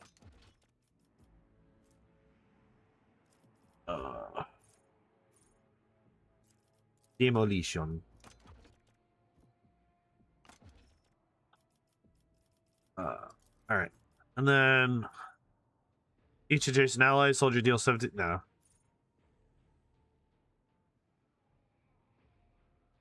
+1 whenever an ally grants the Archmilitant an extra turn. Ooh. First hit of each ranged burst attack deals additional damage equal to the weapon's rate of fire. Whenever the soldier unsuccessfully dodges or uses cover against an enemy attack, they gain a guaranteed critical hit against that enemy.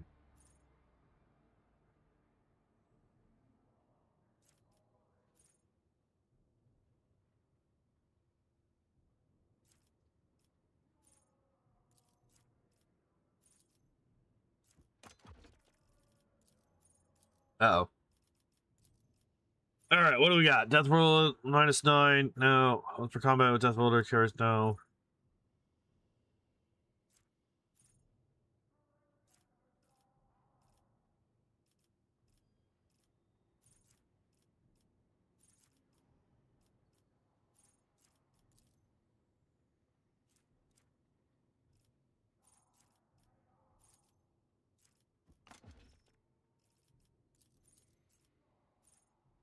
It immediately dashes in the selected direction, spending all their movement. It does not provoke attacks of opportunity.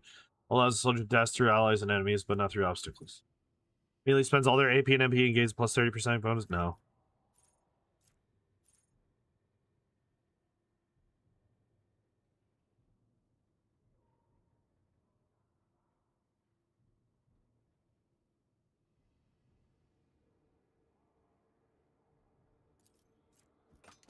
Yep, we're going to be doing that for sure.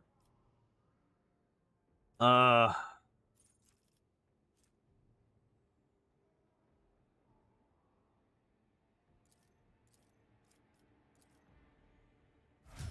right, cool.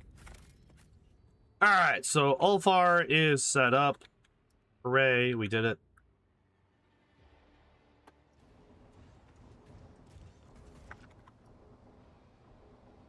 Please, everybody.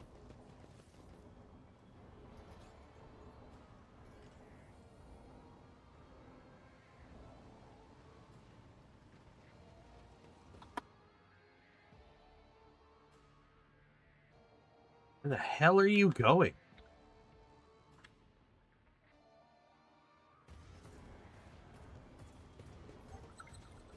Wait, what? I'm assuming this is what we just saw? What did we just find? What, so is this? Might have been that. Oh, that's a closed gate. Shit. So is that one. Okay.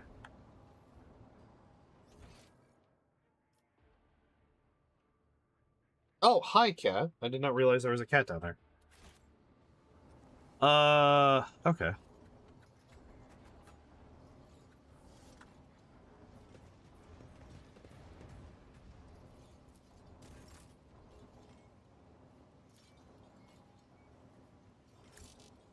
What? What do you mean?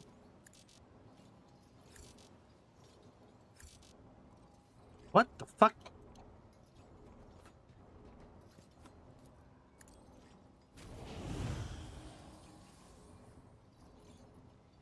What?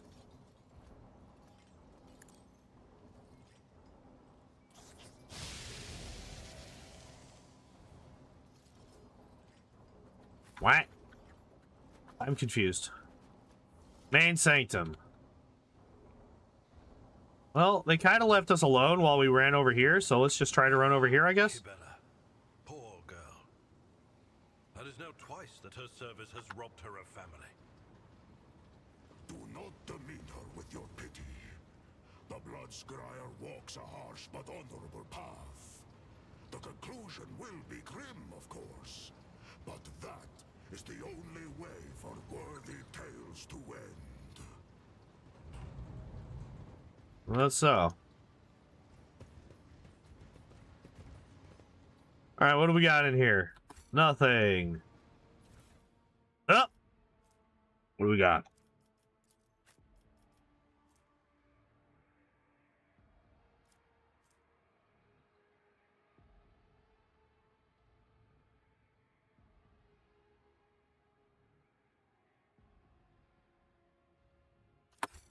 Hold up.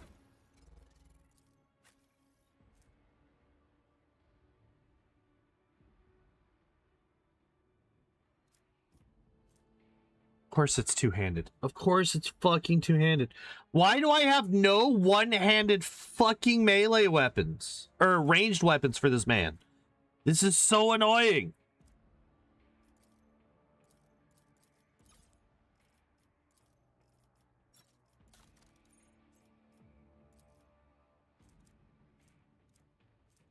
Two-handed, two-handed, one-handed, two-handed. I mean, I could double up on the fucking... Hi. You gonna come up? Thank you. We have a kitten. We have a tamed cat. Hi.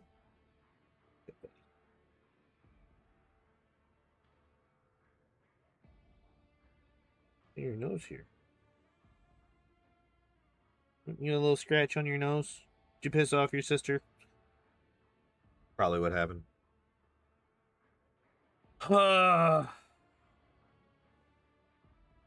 Wielder suffers 75% less mental and warp damage. Is kind of crazy. Hey, wanna come up? Come on. Let's get you to be a shoulder cat.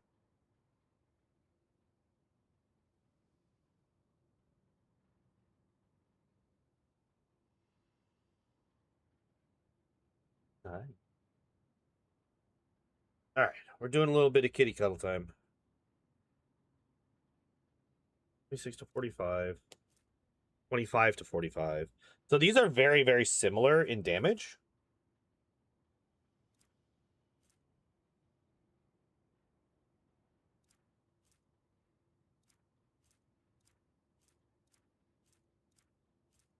So this is what really irritates me, right? Like, he has incredibly specific weapons that he can wield. Nobody else can, and he can't wield the overwhelming majority of normal weaponry, right? Like, that's just not something that happens. Even if it's like a two-handed weapon for normal people, he can't just use it in one and just do that. No. He can only use very specific weapons that are designed fucking for him. Right? Okay. Then why the fuck is there only one-handed weapon for this man? And by that, I mean one-handed gun. Every single gun that we have found for this man except for the very first one that he comes equipped with is two-handed.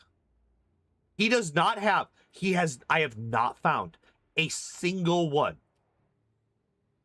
ever since the time that I accidentally fucking cargoed it because I didn't realize that it was literally the only one in the fucking game.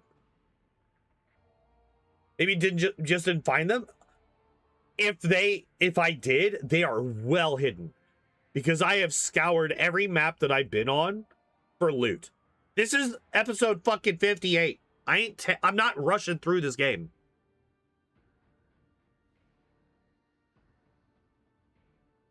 It's so frustrating.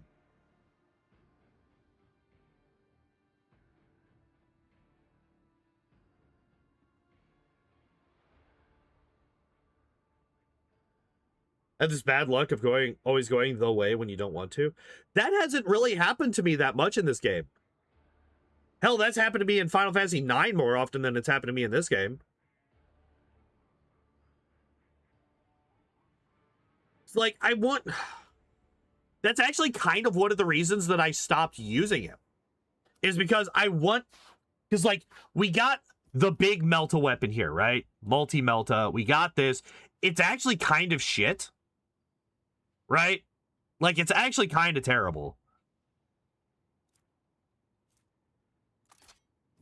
We're just swapping it to the fucking flamer. I don't care.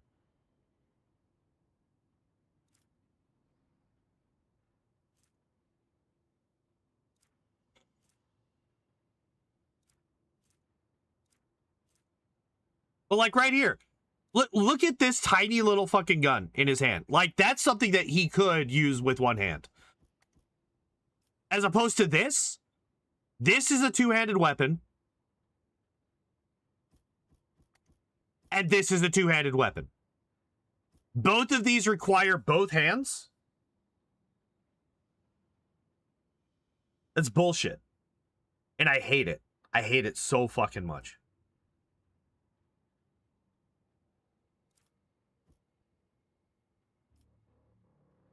Fall Unga Boonga with him and make him use his fist. That way you don't have to worry about weapon variety. The problem is that the class that he has requires me to worry about weapon variety. The more different attacks and weapons I use with him, the stronger he gets. That's what the Arch Militant is all about. The Arch Militant is all about swapping up your attack strategy. Yeah, like, if it wasn't required, trust me, I wouldn't give a damn. Yeah. Wait, what the fuck?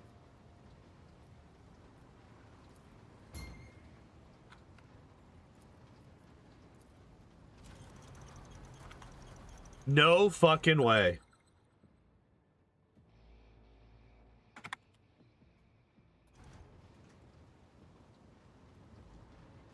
Just as I was taught.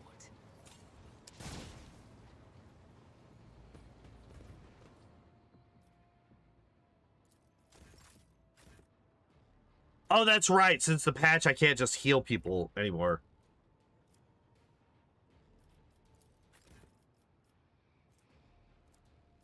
Who's got it? You?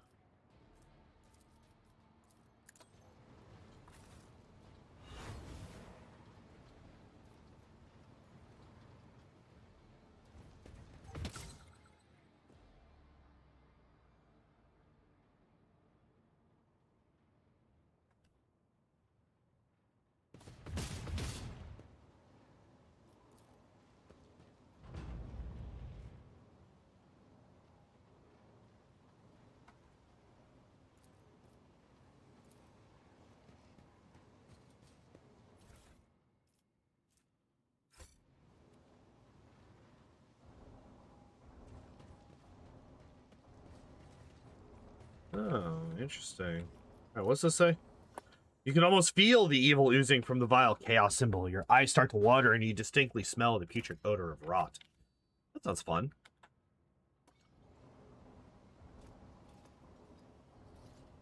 Oh, Adira is now injured.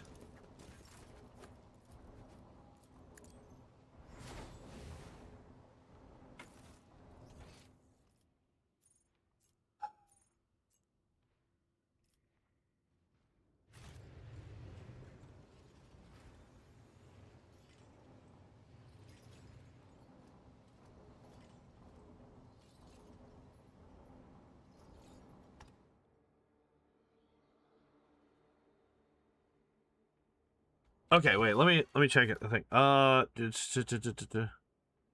Machine Cathedral of Euphrates.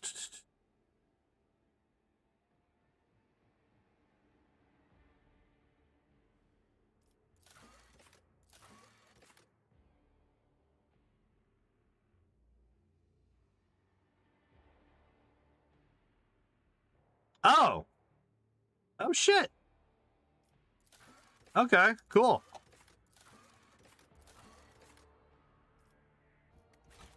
So Argenta's main quest has also been essentially started. This is out of the ordinary.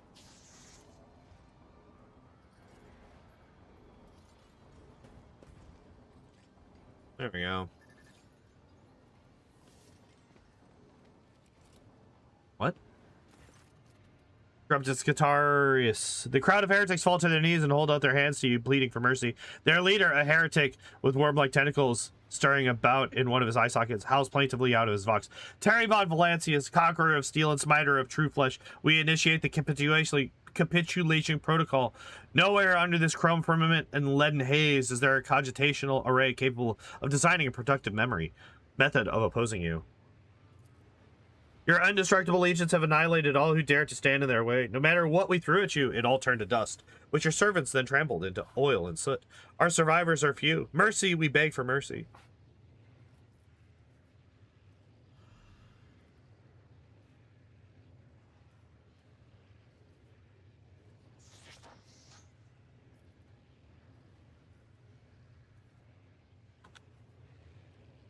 They literally have a demon right here.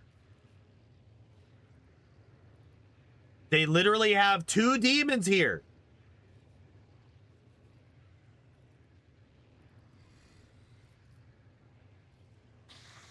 Sentence you to death.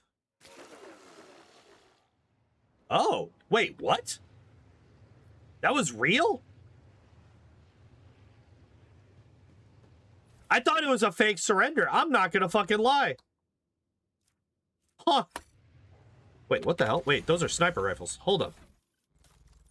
Snooper rifle. 2639. Never mind, garbage.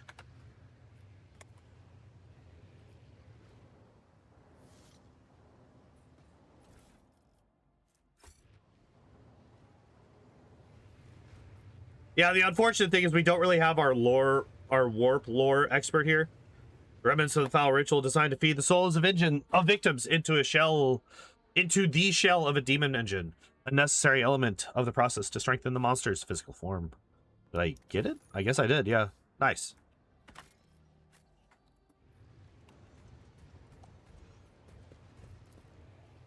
Main sanctum. Main sanctum. Oh shit, we killed all of them here.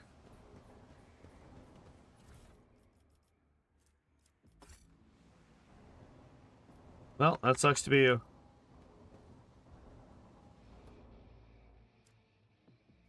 Traces of an unholy ritual requiring human sacrifice. A grim reminder of the price exacted to create each demon engine.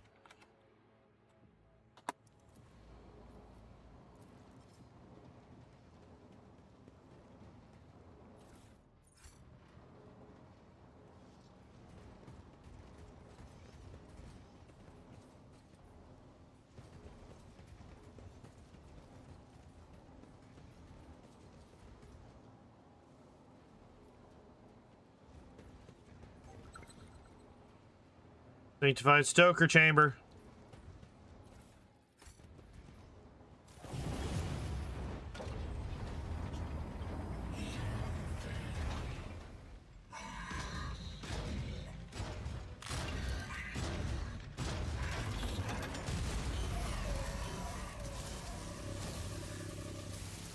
Interesting. All right.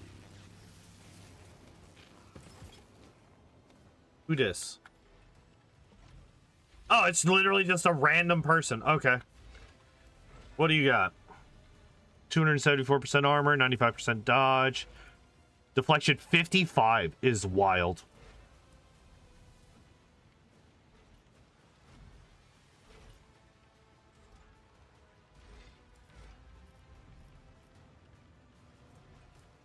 I wonder if there's an achievement to kill him without breaking any of the plasma batteries. I'm gonna check real quick. What's this thing called again? Incongruous Defiler.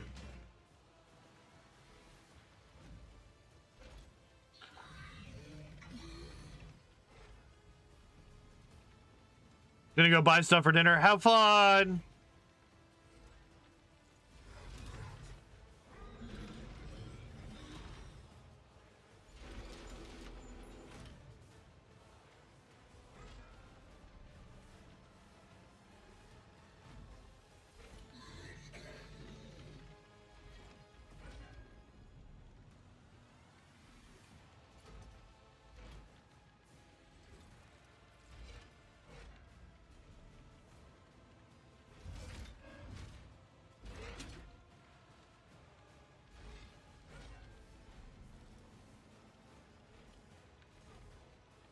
Hmm.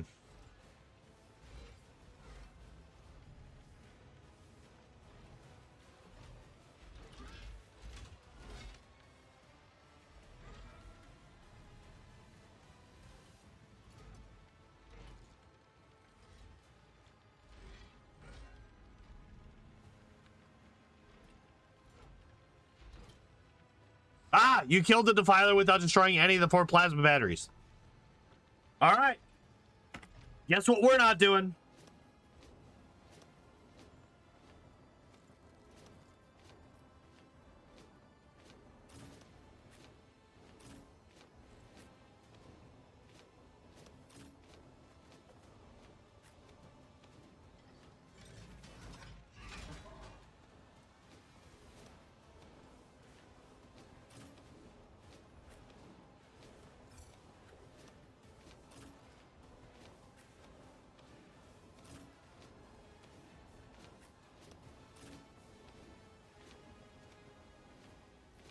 All right, this works.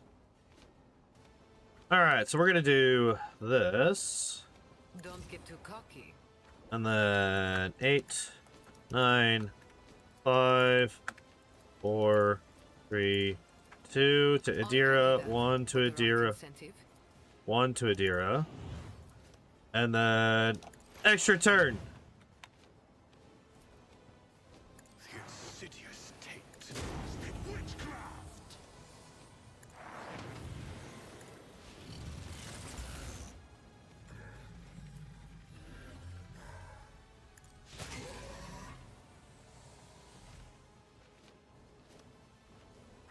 Okay, that's actually a relatively minor turn for her. Ah, there we go. Beware the tattered threads of the veil. Oh, that is also actually fairly underwhelming.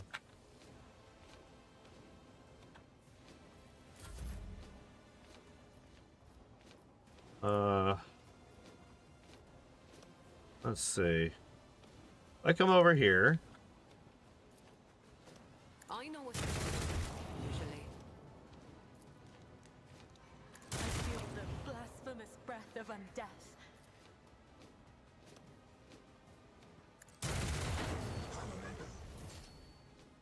You've got a problem, I've got a price. All right, Adira, I hold all it the is now cards. your turn again. And we're gonna run you way the hell up here.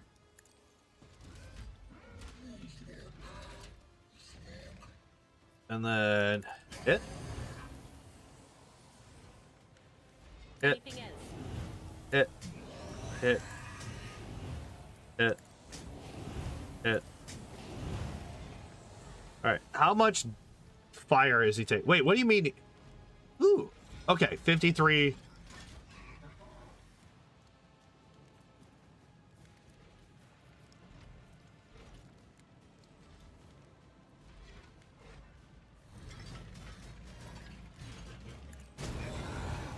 Leave me down. All right.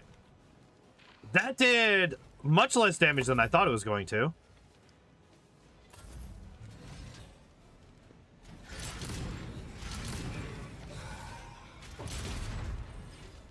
And he got dodged. You fool.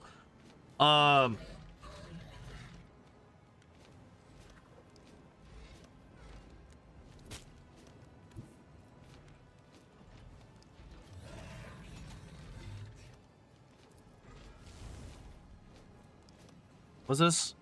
Target single element involving dispatch mark. The blade damages the next attack.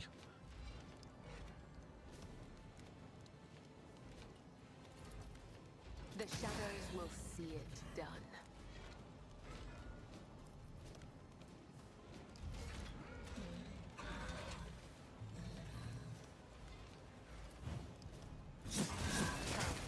The other side awaits.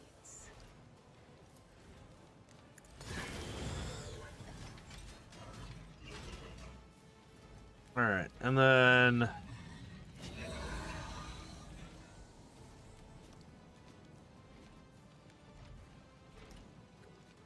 we've gotten a lot of his deflection down, and a good chunk of his armor as well. Good.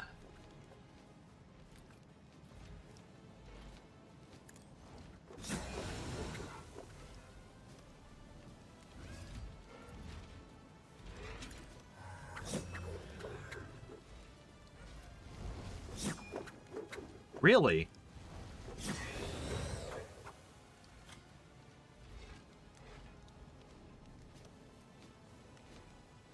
I guess his dodge is 95 fucking %.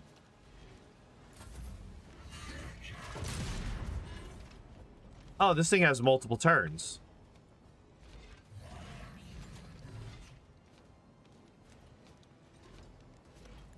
Okay, so let's do, I think it's this one. No.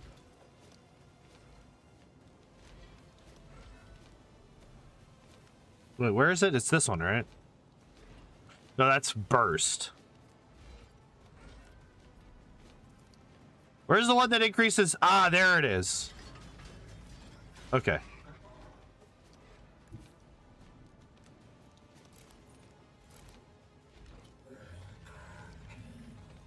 There we go.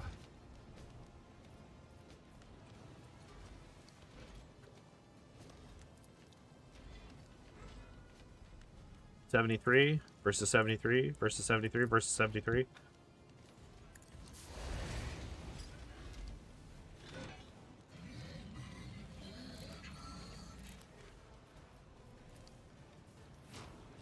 All right.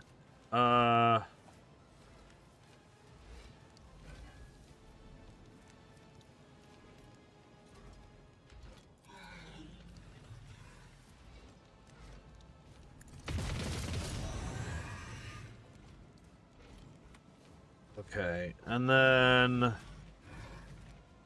come up here. Kick him. What's this one do again? Oh shit, I should have been using that.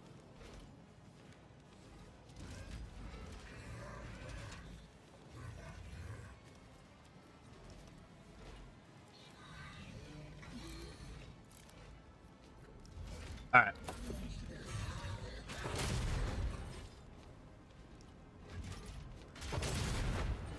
Ow.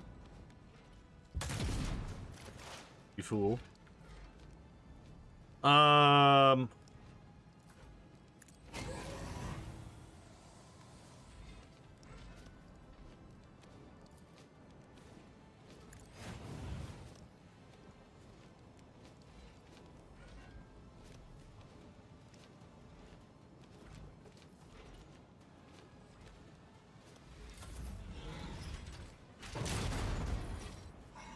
Okay, cool. Ooh, nice.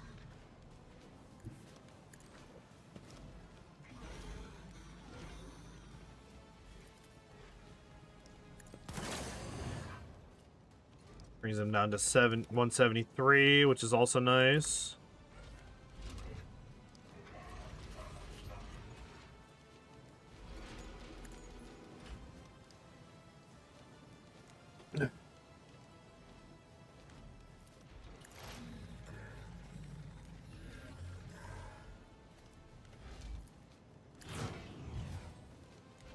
All right, so we're down to 92% armor.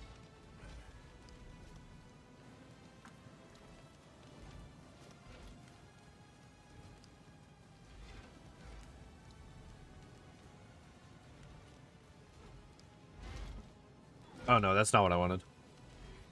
The Emperor. Actions will speak louder than words. Okay. And then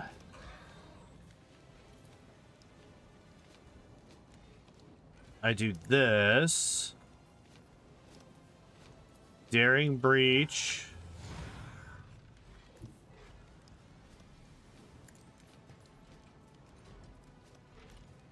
All right, so we'll do this. We'll do this. What does this do? Yes, we'll do that. Do that. What's this one again?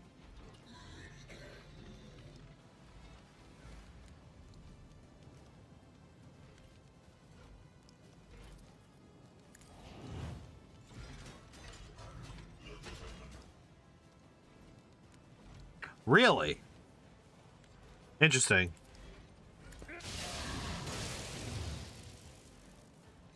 Cool. Oh, I forgot to do that. That's unfortunate. Are you taunted?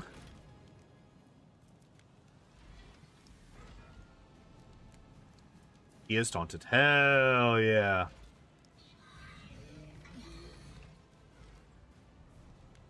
Performs an additional action or move after every party member's turn. Oh, that's cheating. Any damage dealt to the Defiler's back is increased by 50%. Oh. Armor equal to its weapon proficiency percent. Deflection equal to its toughest bonus immunity to perils of the warp and immunity to toxic damage. Yep, okay. And he should still have all 4, right? Yes. Okay, so we're still at all 4. That's good.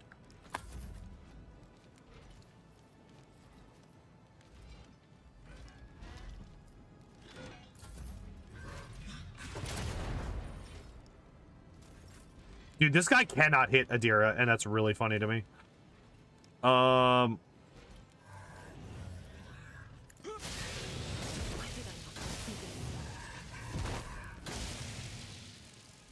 He's about to kill Adira.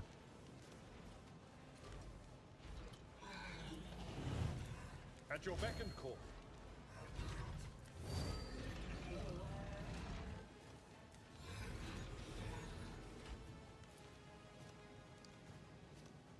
Victory is imminent.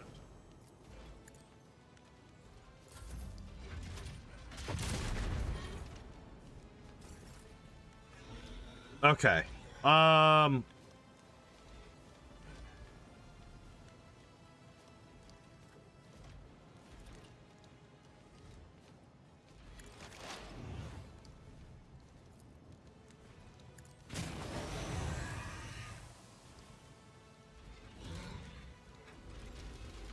what the fuck just happened?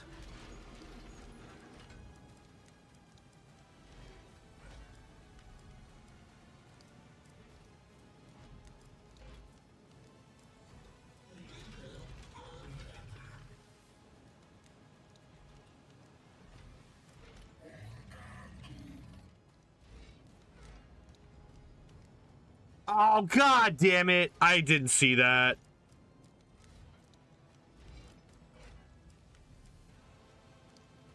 Fuck.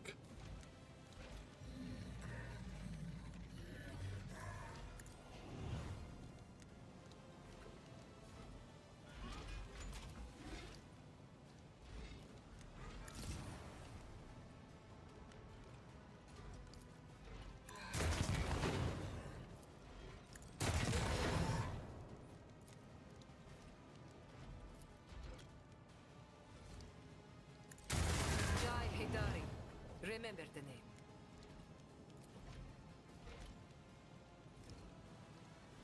I guess because I'm just not taking.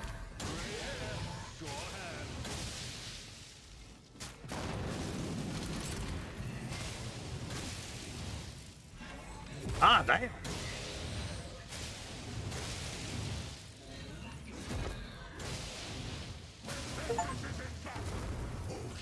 Achievement unlocked. Let's go. Abelard just not giving a single goddamn.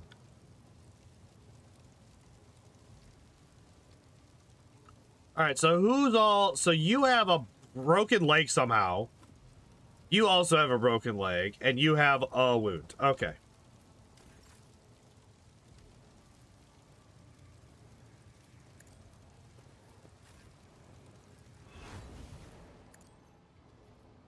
What advice do you seek? Let's go. Achievement unlocked. Awesomeness proven. Abelard's OP-ness. Absolutely immense.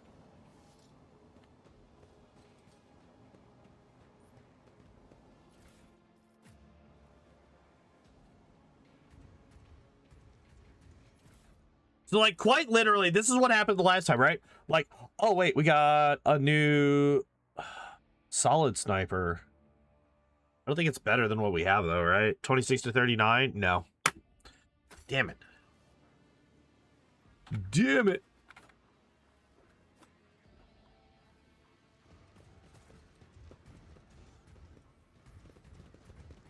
Anything back here? No? All right. What do you guys say? I'm coming, Omnissiah. Deliver the machines from the faithless. I'm coming, Omnissiah. Okay. Medicaid. Medicaid. The injectors are filled with powerful sedatives, a sensible precaution that keeps the captives under the complete control of their tormentors. Lore warp. People in cages are exhausted to their limit. The bodies of many have been distorted by mutations. Oh, come on. Sanctified Stoker Chamber. Ha.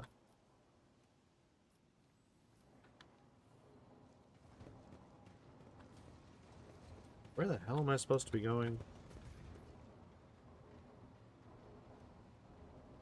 There's just people hanging. That's fine.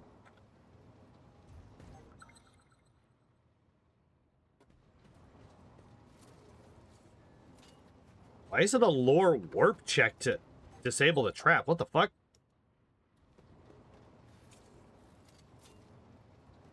Why is that a thing?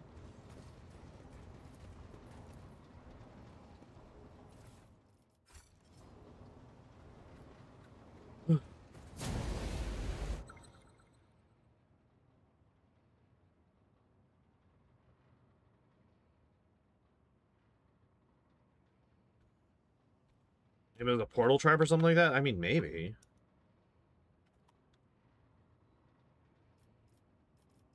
Bella, for you. Here. Bring everybody back. Bella, you're gonna go here.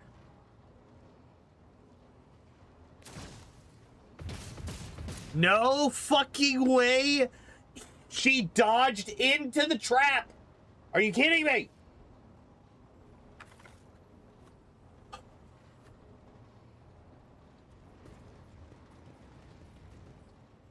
Absolutely useless. Cabela, you suck. You're awesome, but you suck. Where the hell am I going? The prayer halls? Wait, isn't this where what's his face is supposed to be?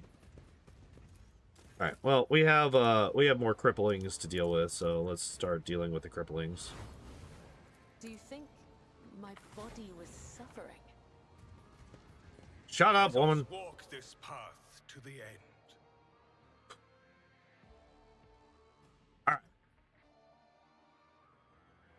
Oh, hell. I don't really have anything to drink in the house right now.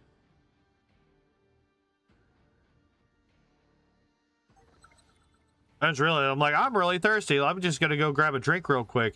And I was thinking about, like, I have literally nothing but tap water. And my tap water is extremely hot because it's just my life right now. My life right now is just living in hell. The fetters that hold the victims are designed in such a way as to increase suffering. There is no doubt that torment is one of the elements of a dark ritual.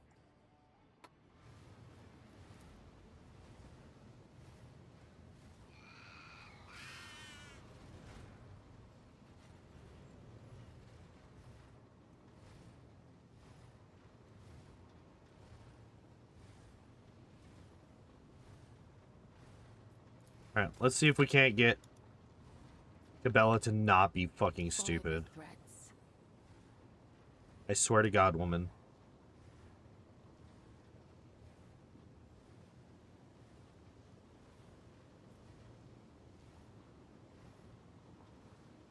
$30 per hour pay. No. Nor from the PetSmart job.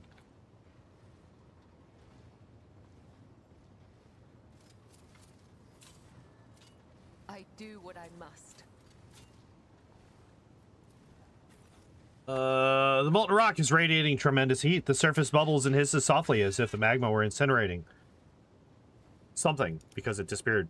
Incinerating the very air you breathe. Bummer. Yeah, it's a little bit unfortunate, but it is what it is. You know, it's how job hunts go, right?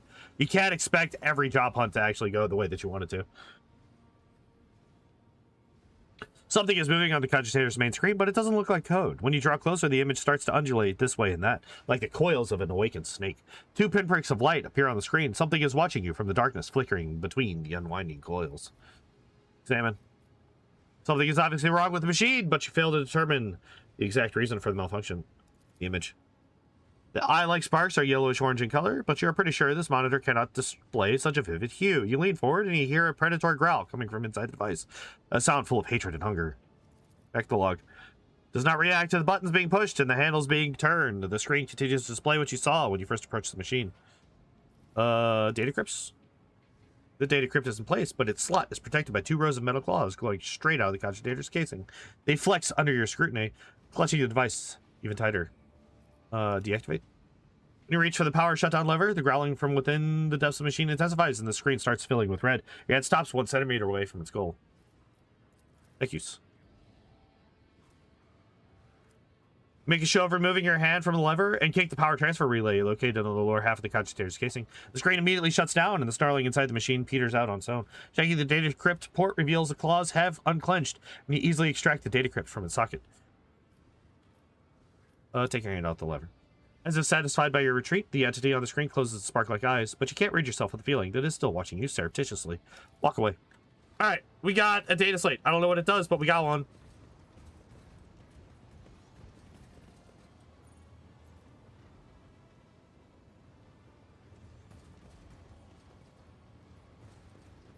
So Vladime has been left in charge of Footfall. Let's see what he will make of this mess with Chorda. The first thing he must do is show greater deference, if not undying gratitude, in his dealings with the Lord Captain. It was only the Lord Captain's intervention that saved Vladime's hide.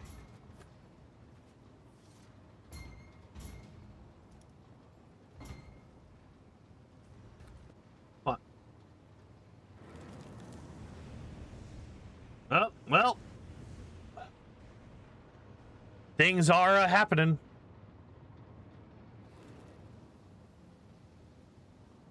What the fuck?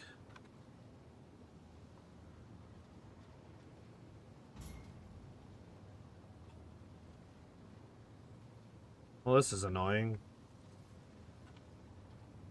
I refuse. I will not deal with this. We will go the opposite direction. We cannot go the opposite direction. Son of a bitch! No.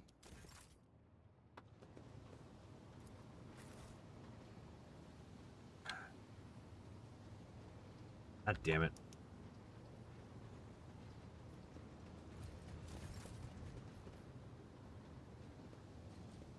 Let the faith guide my path to glory.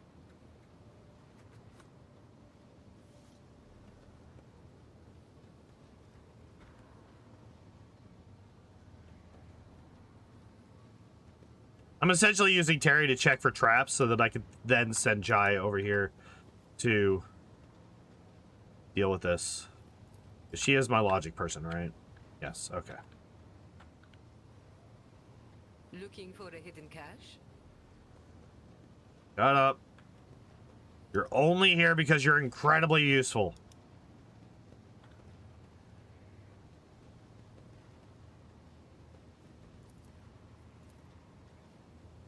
All right.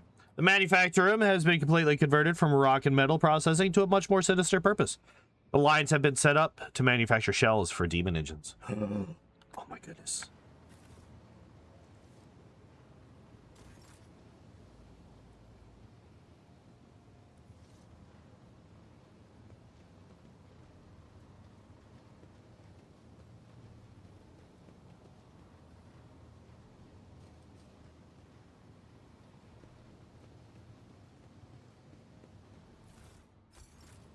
Really?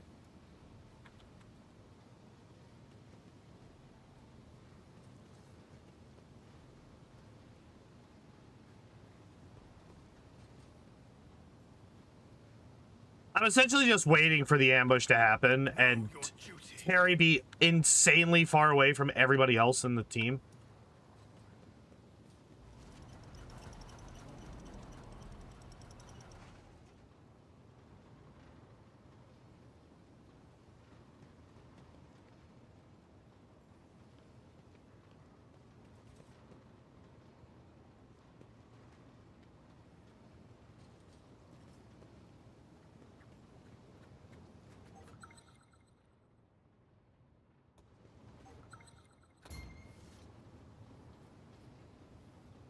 No fucking way. No fucking way. I gotta bring... It's fine.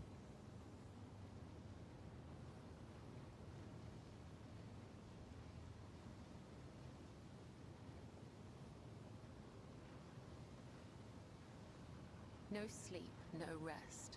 Only duty, only death. Okay. That actually wasn't as bad as I thought it was going to be. Not as bad as I thought.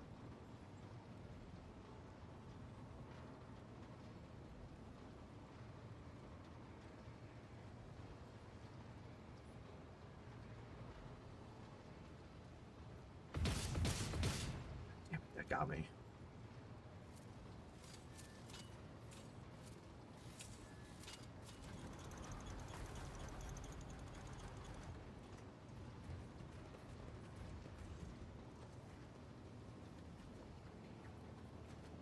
Of course she has a fresh injury. Of course she does.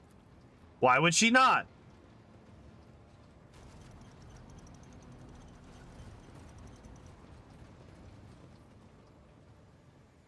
Where the fuck am I going here? Jesus Christ. Place is labyrinthine. Yeah, because there's still shit over here that I haven't explored. There's still shit over here that I haven't explored because there's loot that I haven't gotten yet. I don't even know where this is.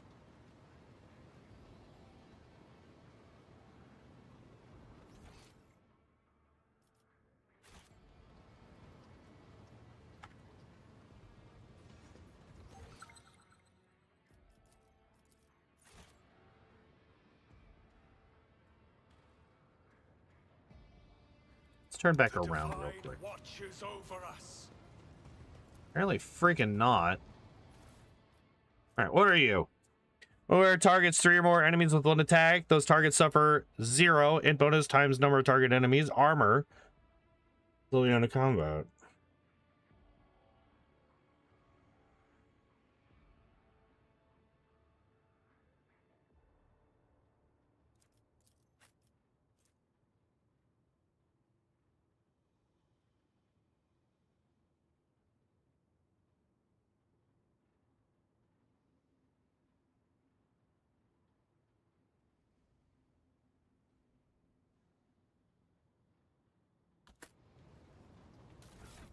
I feel like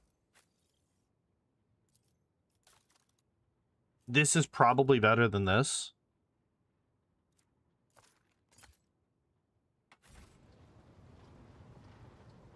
We are bound by the blood of martyrs. I need to look closer.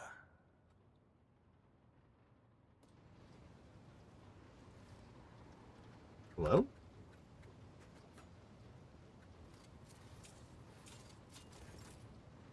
My visions showed this path, and many others. I fucking knew it. What torments you? God damn, you stupid! Whisper. Holy fuck, this woman is retarded.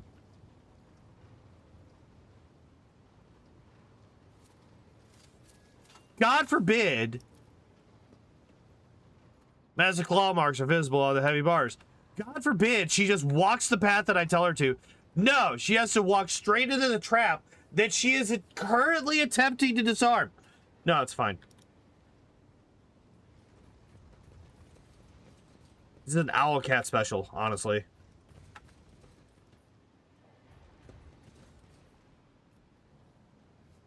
Wait. That's... There's no fucking way. There's no fucking way. All this time I've been going the way.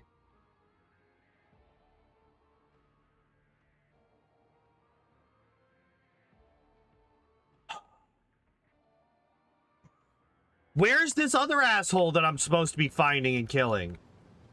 Doom Scream or whatever the fuck. Starscream. Where's Starscream?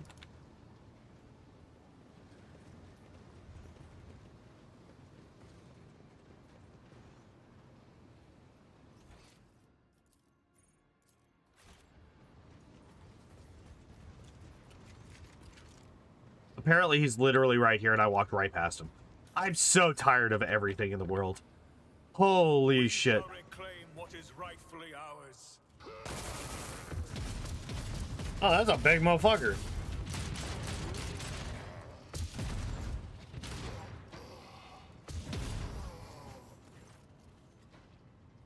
Starscream. The Vox speakers on the ancient monster's armor emit a blood-curdling screech that turns into the unholy murmurs of countless voices. Collect the blood of the false believers in a cup. Reap of their pitiful strivings.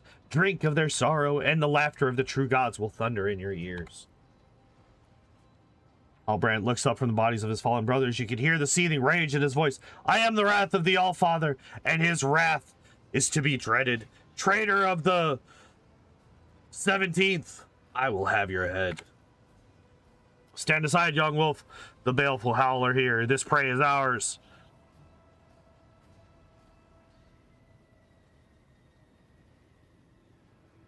Look at the Hellbrute. The abomination's armor wetly gleams with profane repair scripts daubed in blood. It has been patched with fresh ceramite in several places, evidence of serious damage received in recent battles on the surface. But the monster appears to have fully regained its strength. Its flesh swells hideously as it is flooded with the power of the warp.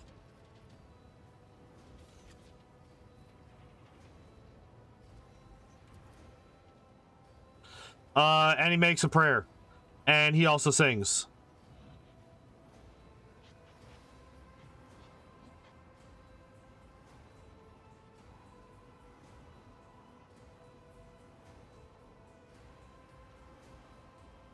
Wait. Well, he knows that Well, he knows that in our dark and savage, the gray beasts come to his door prowling. For blood they come, for vengeance they come. The guilty are their prey. Be you malefic, be you monster. Know that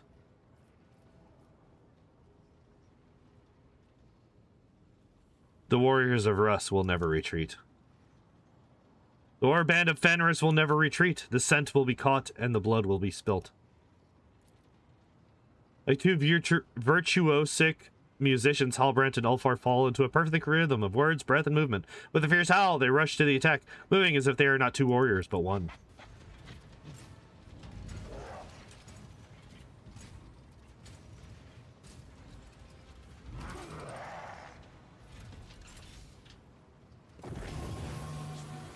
I was about to get real fucking mad if it was just going to be another cutscene. Or a book or something. Oh, we have a couple of actual... Okay. Doomsmith. Okay. So what do you got? Ruinous Blessing.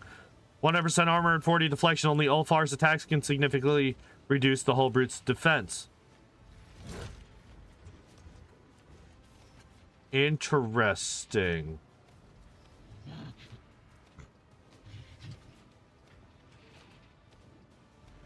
Boosts its damage with infernal energy for 2 rounds.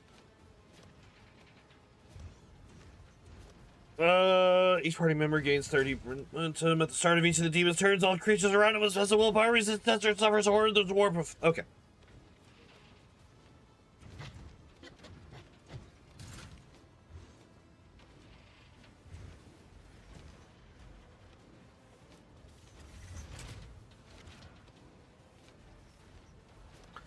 Okay, so whenever he gets down to 0, essentially, he is healed back to half and starts doing more damage. Okay.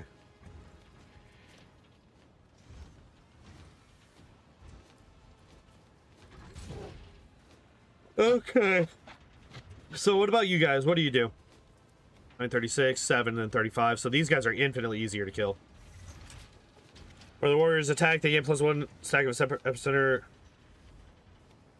What's that Gundam doing there? Which Gundam? This guy here? He's a hell beast. He's the boss that we're trying to kill.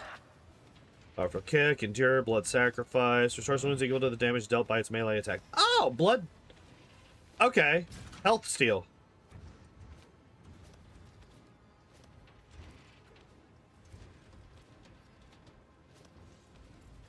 Removes all dodge penalties from power armor. Repairs the warp is triggered. Chaos Marine gets an extra turn. Charge and push. Increase the damage of ranged attacks made by the affected enemies by blah. Agi bonus damage to enemies with no adjacent allies. Got it. Okay.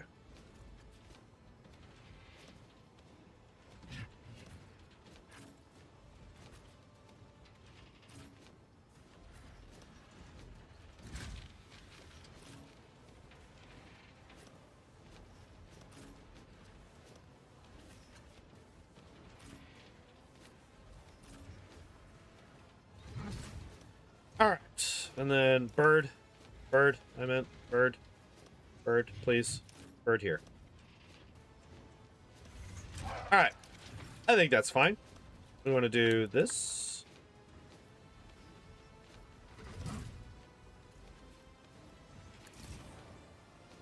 And then we will do this, this, and... Where's the deer? There you are.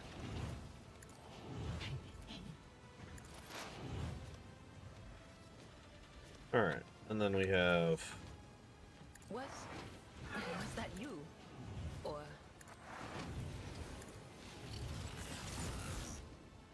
Alright. On it. Feel nothing. Fear nothing. Wait, why did he get...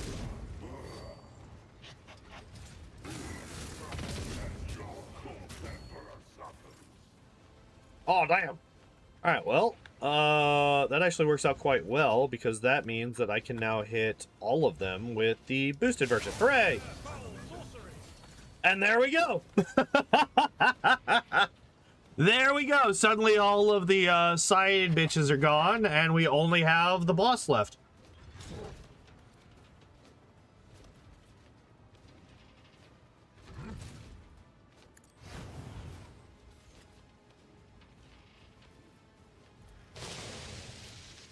Oh, that's not what I actually wanted to do. Hey, the Mobile Suit Gundam Hathaway's Flash and the Witch of Cersei never reached Mexico? What? I don't know what that means. What does that even mean?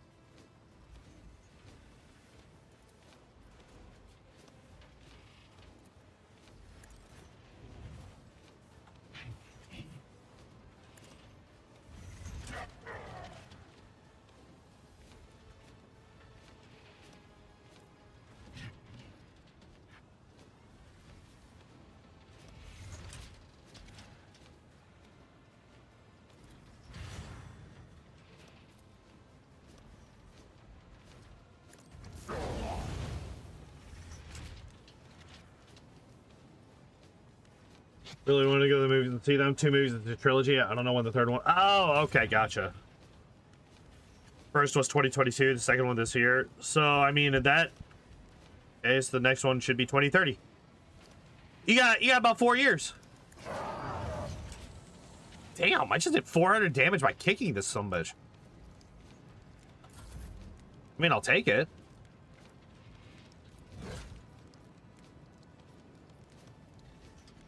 Tell me. I would have medaled for that one. Jai Haydari. Remember the name.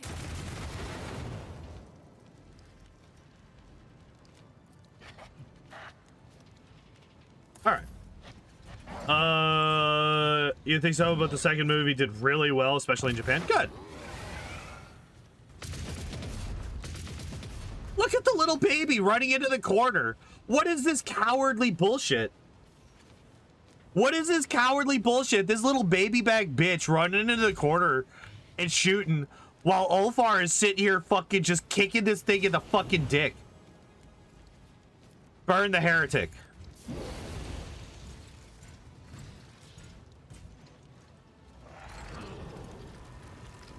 So this is he dropped down to 5.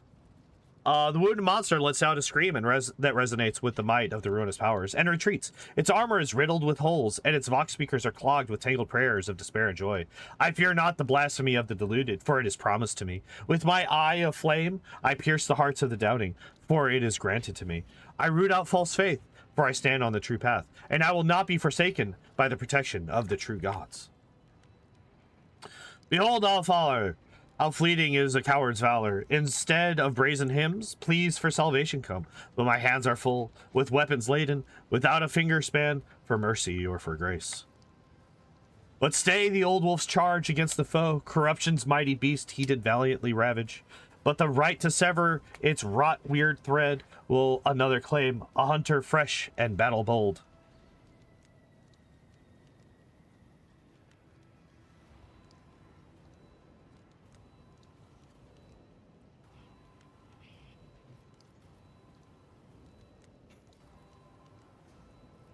Stop playing with your prey. Kill it. Wolf's hair stands on end, and his mouth bristles with long, sharp teeth, resembling the maw of a fearsome beast. Yeah! Warmth of hearts unkenning, my brother's voices forgetting. Only whistling, ice wind harking, only steam of spilt blood scenting. To my elder bowing, to the right of first blow yielding, but last for myself keeping, the foe shall die by Halbrand's hand. Someone's in trouble. Yep, okay. So... well, I mean...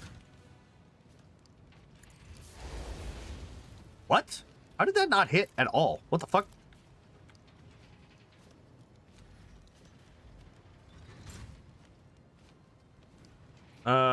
This is ranged burst. My instincts tell me to refuse.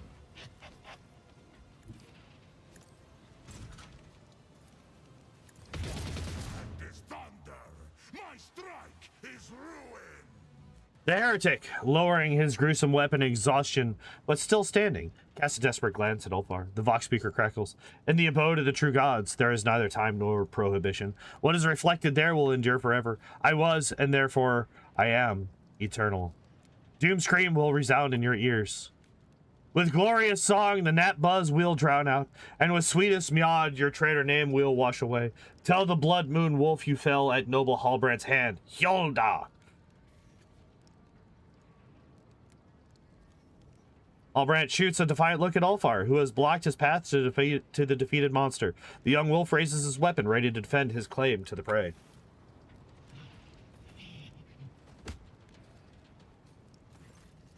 Many lessons have to you, young wolf, been handed down, so let this be your last. Tread not upon your elder's prey. Ferociously declaiming the last time, Ulfar knocks Halbrand to the ground with a crushing blow to the head, sending him into a deep stupor. Just beats. Of the baleful pack worthy was the hunt. Their name will thunder at the feast of victory. Doom's scream I ripped out, leaving it to cry a tongueless, silent wail. Wolf's howl has flown above hall arches soaring. Ulfar falls silent and gives you a pensive look.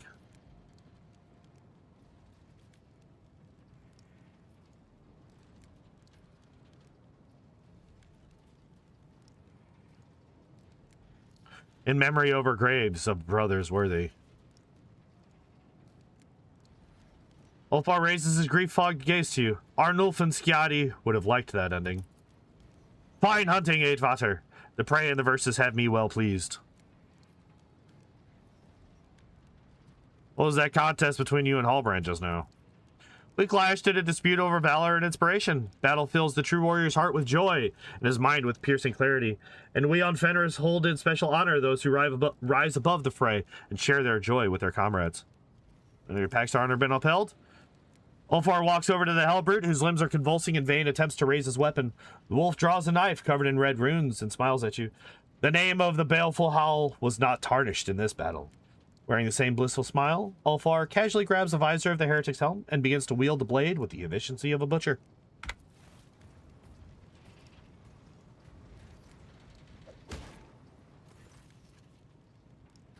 The dying enemy rasps and gurgles, choking on blood as severed tendons snap and sawed bones crack under Fenrisian steel. The Hellbrute's legs buckle, but he somehow remains upright, as if out of sheer arrogance. The heretic lives long enough to fully partake of the agony, and when Ulfar finishes, he is clutching the bloody horn that protruded from the Chaos Worshipper's head. Ulfar swiftly carves a protective rune into it, and proudly proclaims, "A glorious trophy!" Look over Hallbrand. Judging by his sluggish boot...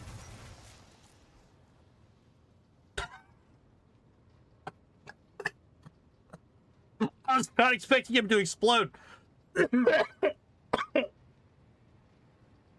Oh, shit.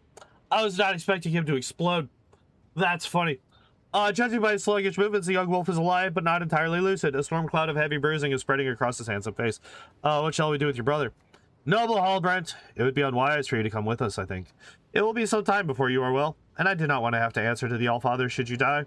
Let no one say a worthy warrior met his foolish end because of Ulfar.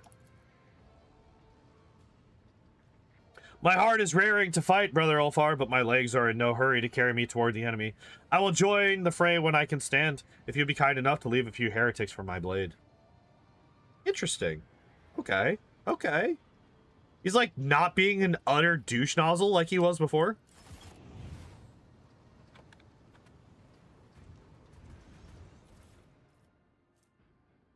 Hellbrute Horn Trophy. The wearer gains a relentless rage ability that can be used once per round. It's not exactly relentless if you have to use it once per round. Until the end of combat, the character has their current armor and deflection reduced by half, but their critical damage increased by 2 times reduced armor percent, and melee attack damage increased by 2 times reduced deflection. All effects stack. Wait, let me read this again. Until the end of combat, the character has their current armor and deflection reduced by half. Critical damage is increased by 2 times the amount of armor you lose, and melee attack damage is increased by 2 times the amount of deflection you lose. Okay. You would probably only really want to use this once, because you're getting reduced returns each time you use it, right? But that's still a decent... That's still a really nice bonus. Plus 15 weapon skill and ballistic skill while they have 85% wounds or more. Ooh. Arc rifle.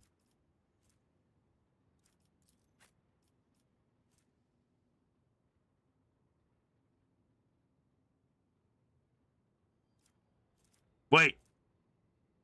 Ah! We have a one-handed weapon! Finally! We have a one-handed fucking gun weapon for our fucking... Thank God! Finally! Gimme, gimme...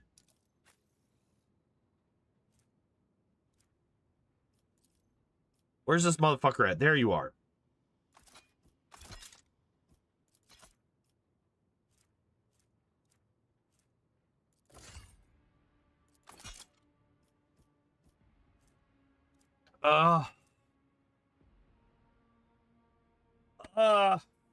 Okay, so that's what the actual issue was. Apparently, I had set it to auto put all of them into cargo. So that's what was going on. Lore Imperium 100%. The anvil, covered with the inscriptions and symbols of chaos, is designed for the work of one person, a forge master who is capable of creating sorcerer's components used in complex machines. Oh, is destined to appear in this stream and no other. Foreshadowing in the stream was real for real. Bitching and moaning about it for like 20 minutes earlier, and then I just find one.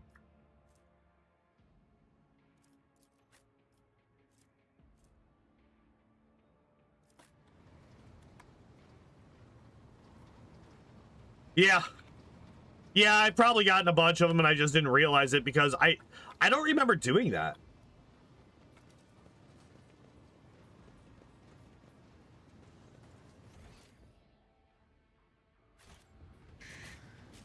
Oh, Jesus Christ.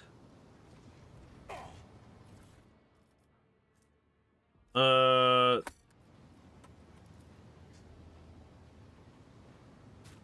statue is vandalized and mutilated, but even in its true form, or even in this form, a figure in a robe is recognizable as one of the revered tech priests of the Adeptus Mechanicus. Don't remember a lot of things in this game. Yeah, it happens whenever you go like 2 weeks between playing.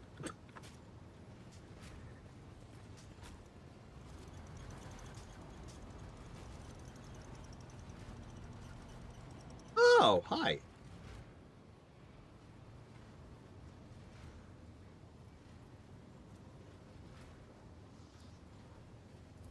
Oh, Jesus. All right. Wait, what the hell?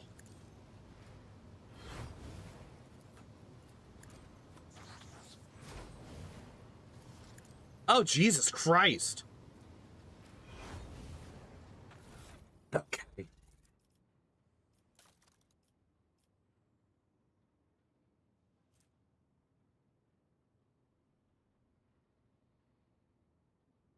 Uh-oh.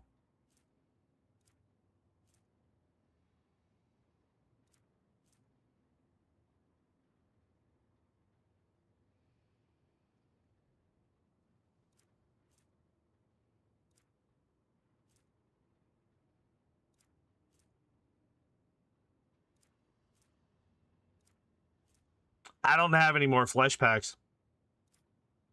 I don't have a way to get rid of all of these traumas. Well, that's not great. That's not great at all.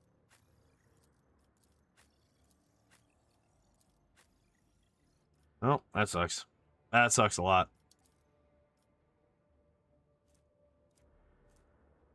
It's just the regular med pack. There you are. Well, I can at least get rid of the injuries. Field medicine at its finest. All right. Well, I mean,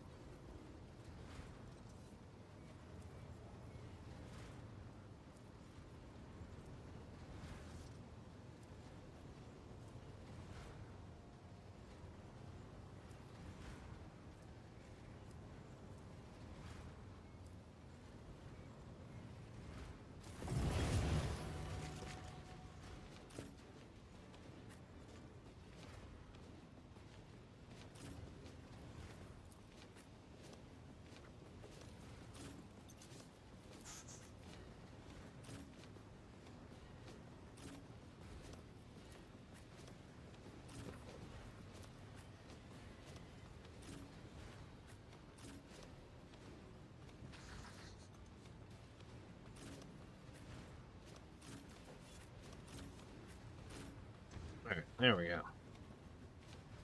And that'll work.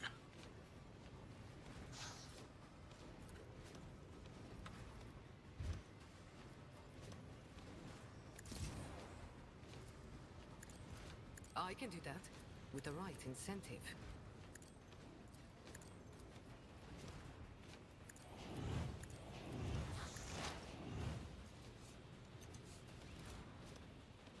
Why did you get to...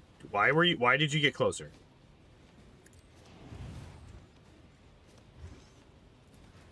Beware the tattered threads of the veil.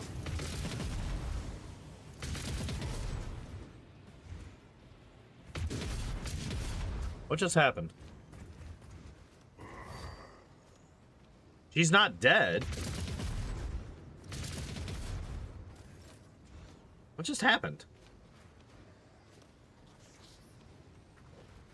I'm so incredibly confused.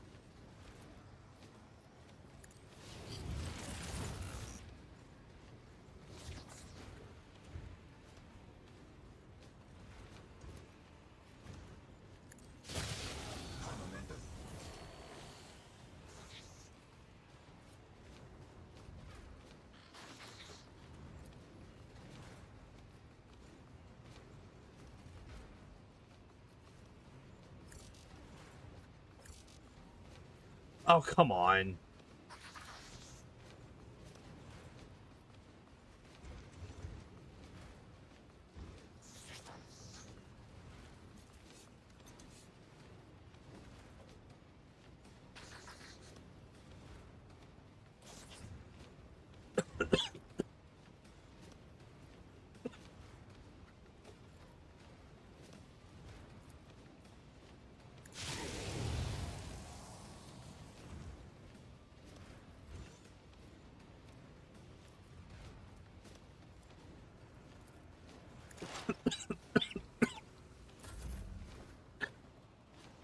I should have healed.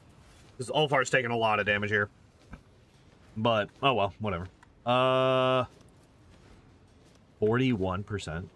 Jesus. What if I... 27? 89. Nice.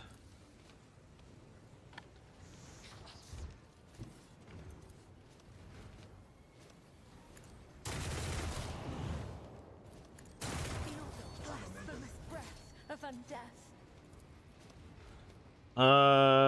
Adira. You. Let's get you in this little pocket here. And then we're just gonna set this man on fire a whole bunch, I think. We'll beware the tattered threads of the veil. What do you mean? Right here. Oh, come on, you can't see him. You suck.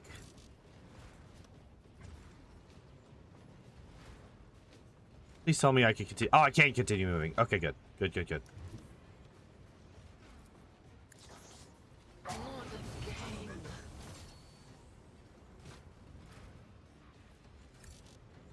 No can do.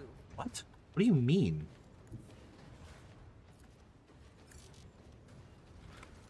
What?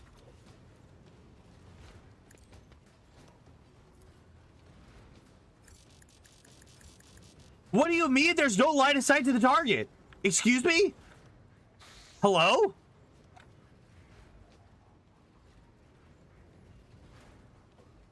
What, these fucking ankle-high fucking pipes are keeping me from attacking this man?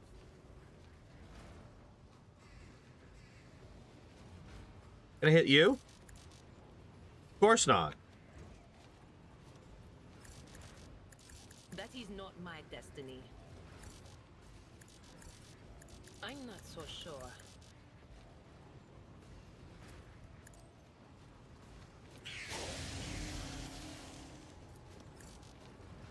No can do.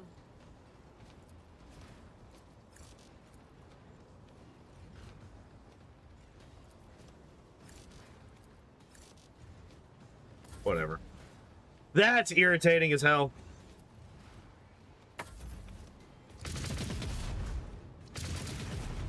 My blood is all but gone, but my bones still stand. All right. We're going to do this. We're going to do this. We're going to do this. And we're going to do this. And we're going to do this. My soul goes to the true God. And, well, that's everything we can do there. Ulfar is down. Yep. Do I have line of sight on this man? Probably not, because the line of sight in this fight is fucking stupid. So if I go here... I go here. Okay. Oh, I do have line of sight even from here. And here?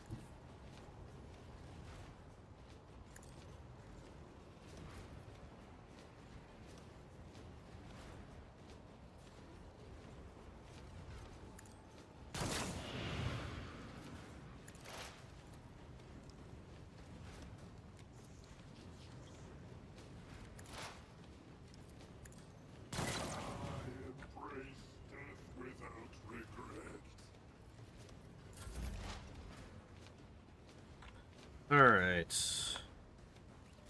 Where is it literally just these two?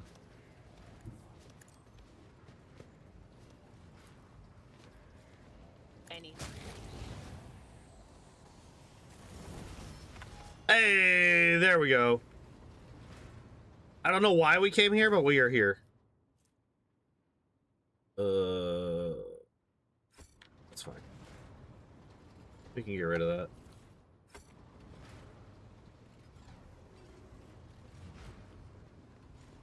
Yeah, they were really not happy with Ulfar just, like, you know, existing in that fight. They were really wanting him dead.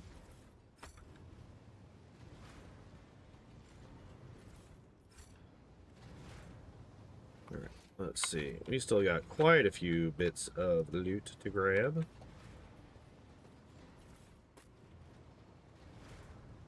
And... Ragefire plasma gun. Also not useful to me.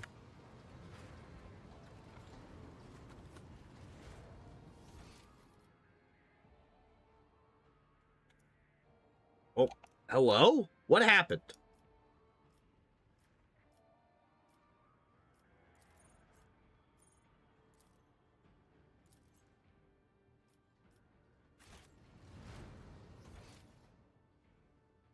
Stay faithful, and you will be rewarded. Oh, hidden door.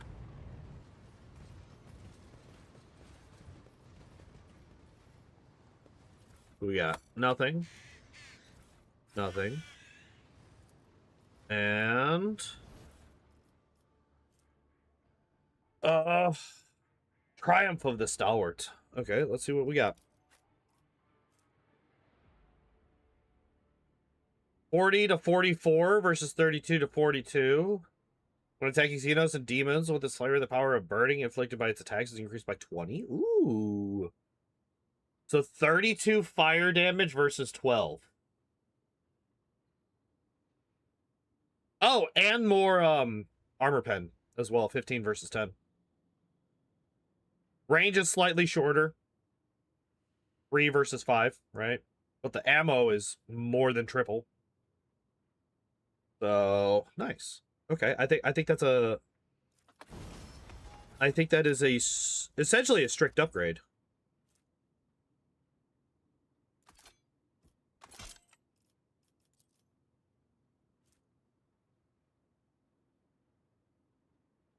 Wait, what is the pyre? Wait, where the hell did the pyre come from? Excuse me? Wait, where the fuck did this come from?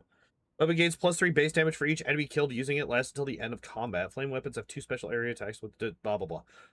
42 to 60. Never mind. This one's better.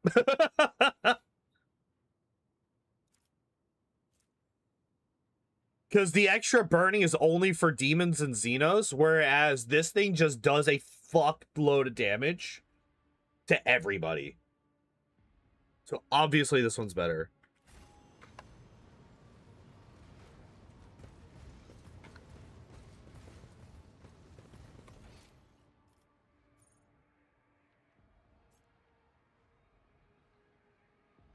All right.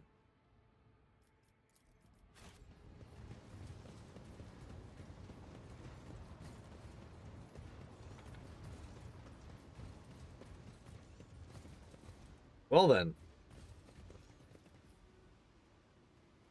We're going to call it here. So yeah, next time when we come in to this game, we'll be fighting Eurolon the Cruel after leveling up real quick. Plans for next week, Tuesday and Wednesday, we're going to be doing more Final Fantasy IX. We are getting close to the end. We just started Disc 4. Disc 4 is either way shorter or way longer than all of the other discs, depending on how you play it. I can literally just go straight to the end. If I try to do that right now, I will get absolutely fucking demolished. So we're going to be doing a couple of side quests on Tuesday and maybe going through the rest of it on Wednesday. Who knows? We might be finishing Final Fantasy IX next week or the week after. I don't think we'll be much further than that, honestly. So yeah, we'll be doing that on Tuesday and Wednesday. No stream Sunday, Monday, or Thursday, as usual. We'll be back doing more Rogue Trader on Friday and Saturday next week. Unless I forget and think that it's Thursday again on one of those days. I don't know. Because apparently I like to do that a lot lately. But yeah, that's going to be it for me today, guys. Thank you, everybody, for hanging out and watching. If you have not done so already, hit that subscribe button, hit that like button, hit that follow button, depending on which platform you are on. All those buttons entirely free, and they help out the channel quite a bit. If you want to go a little bit further and do something that's not free, I do have links to my Patreon and Throne in the descriptions of both the YouTube and the Rumble videos and VODs. And I do have paid subscriptions on, active on Rumble and Kick. So if you want to toss me a couple bucks, those are ways to do it. Otherwise, and regardless of whether you hit a single one of those buttons, both paid and free, thank you all for being here. I appreciate y'all as always. And as always, I hope y'all enjoyed the stream. I hope y'all have a good evening. And I hope to see you next time. Bye-bye.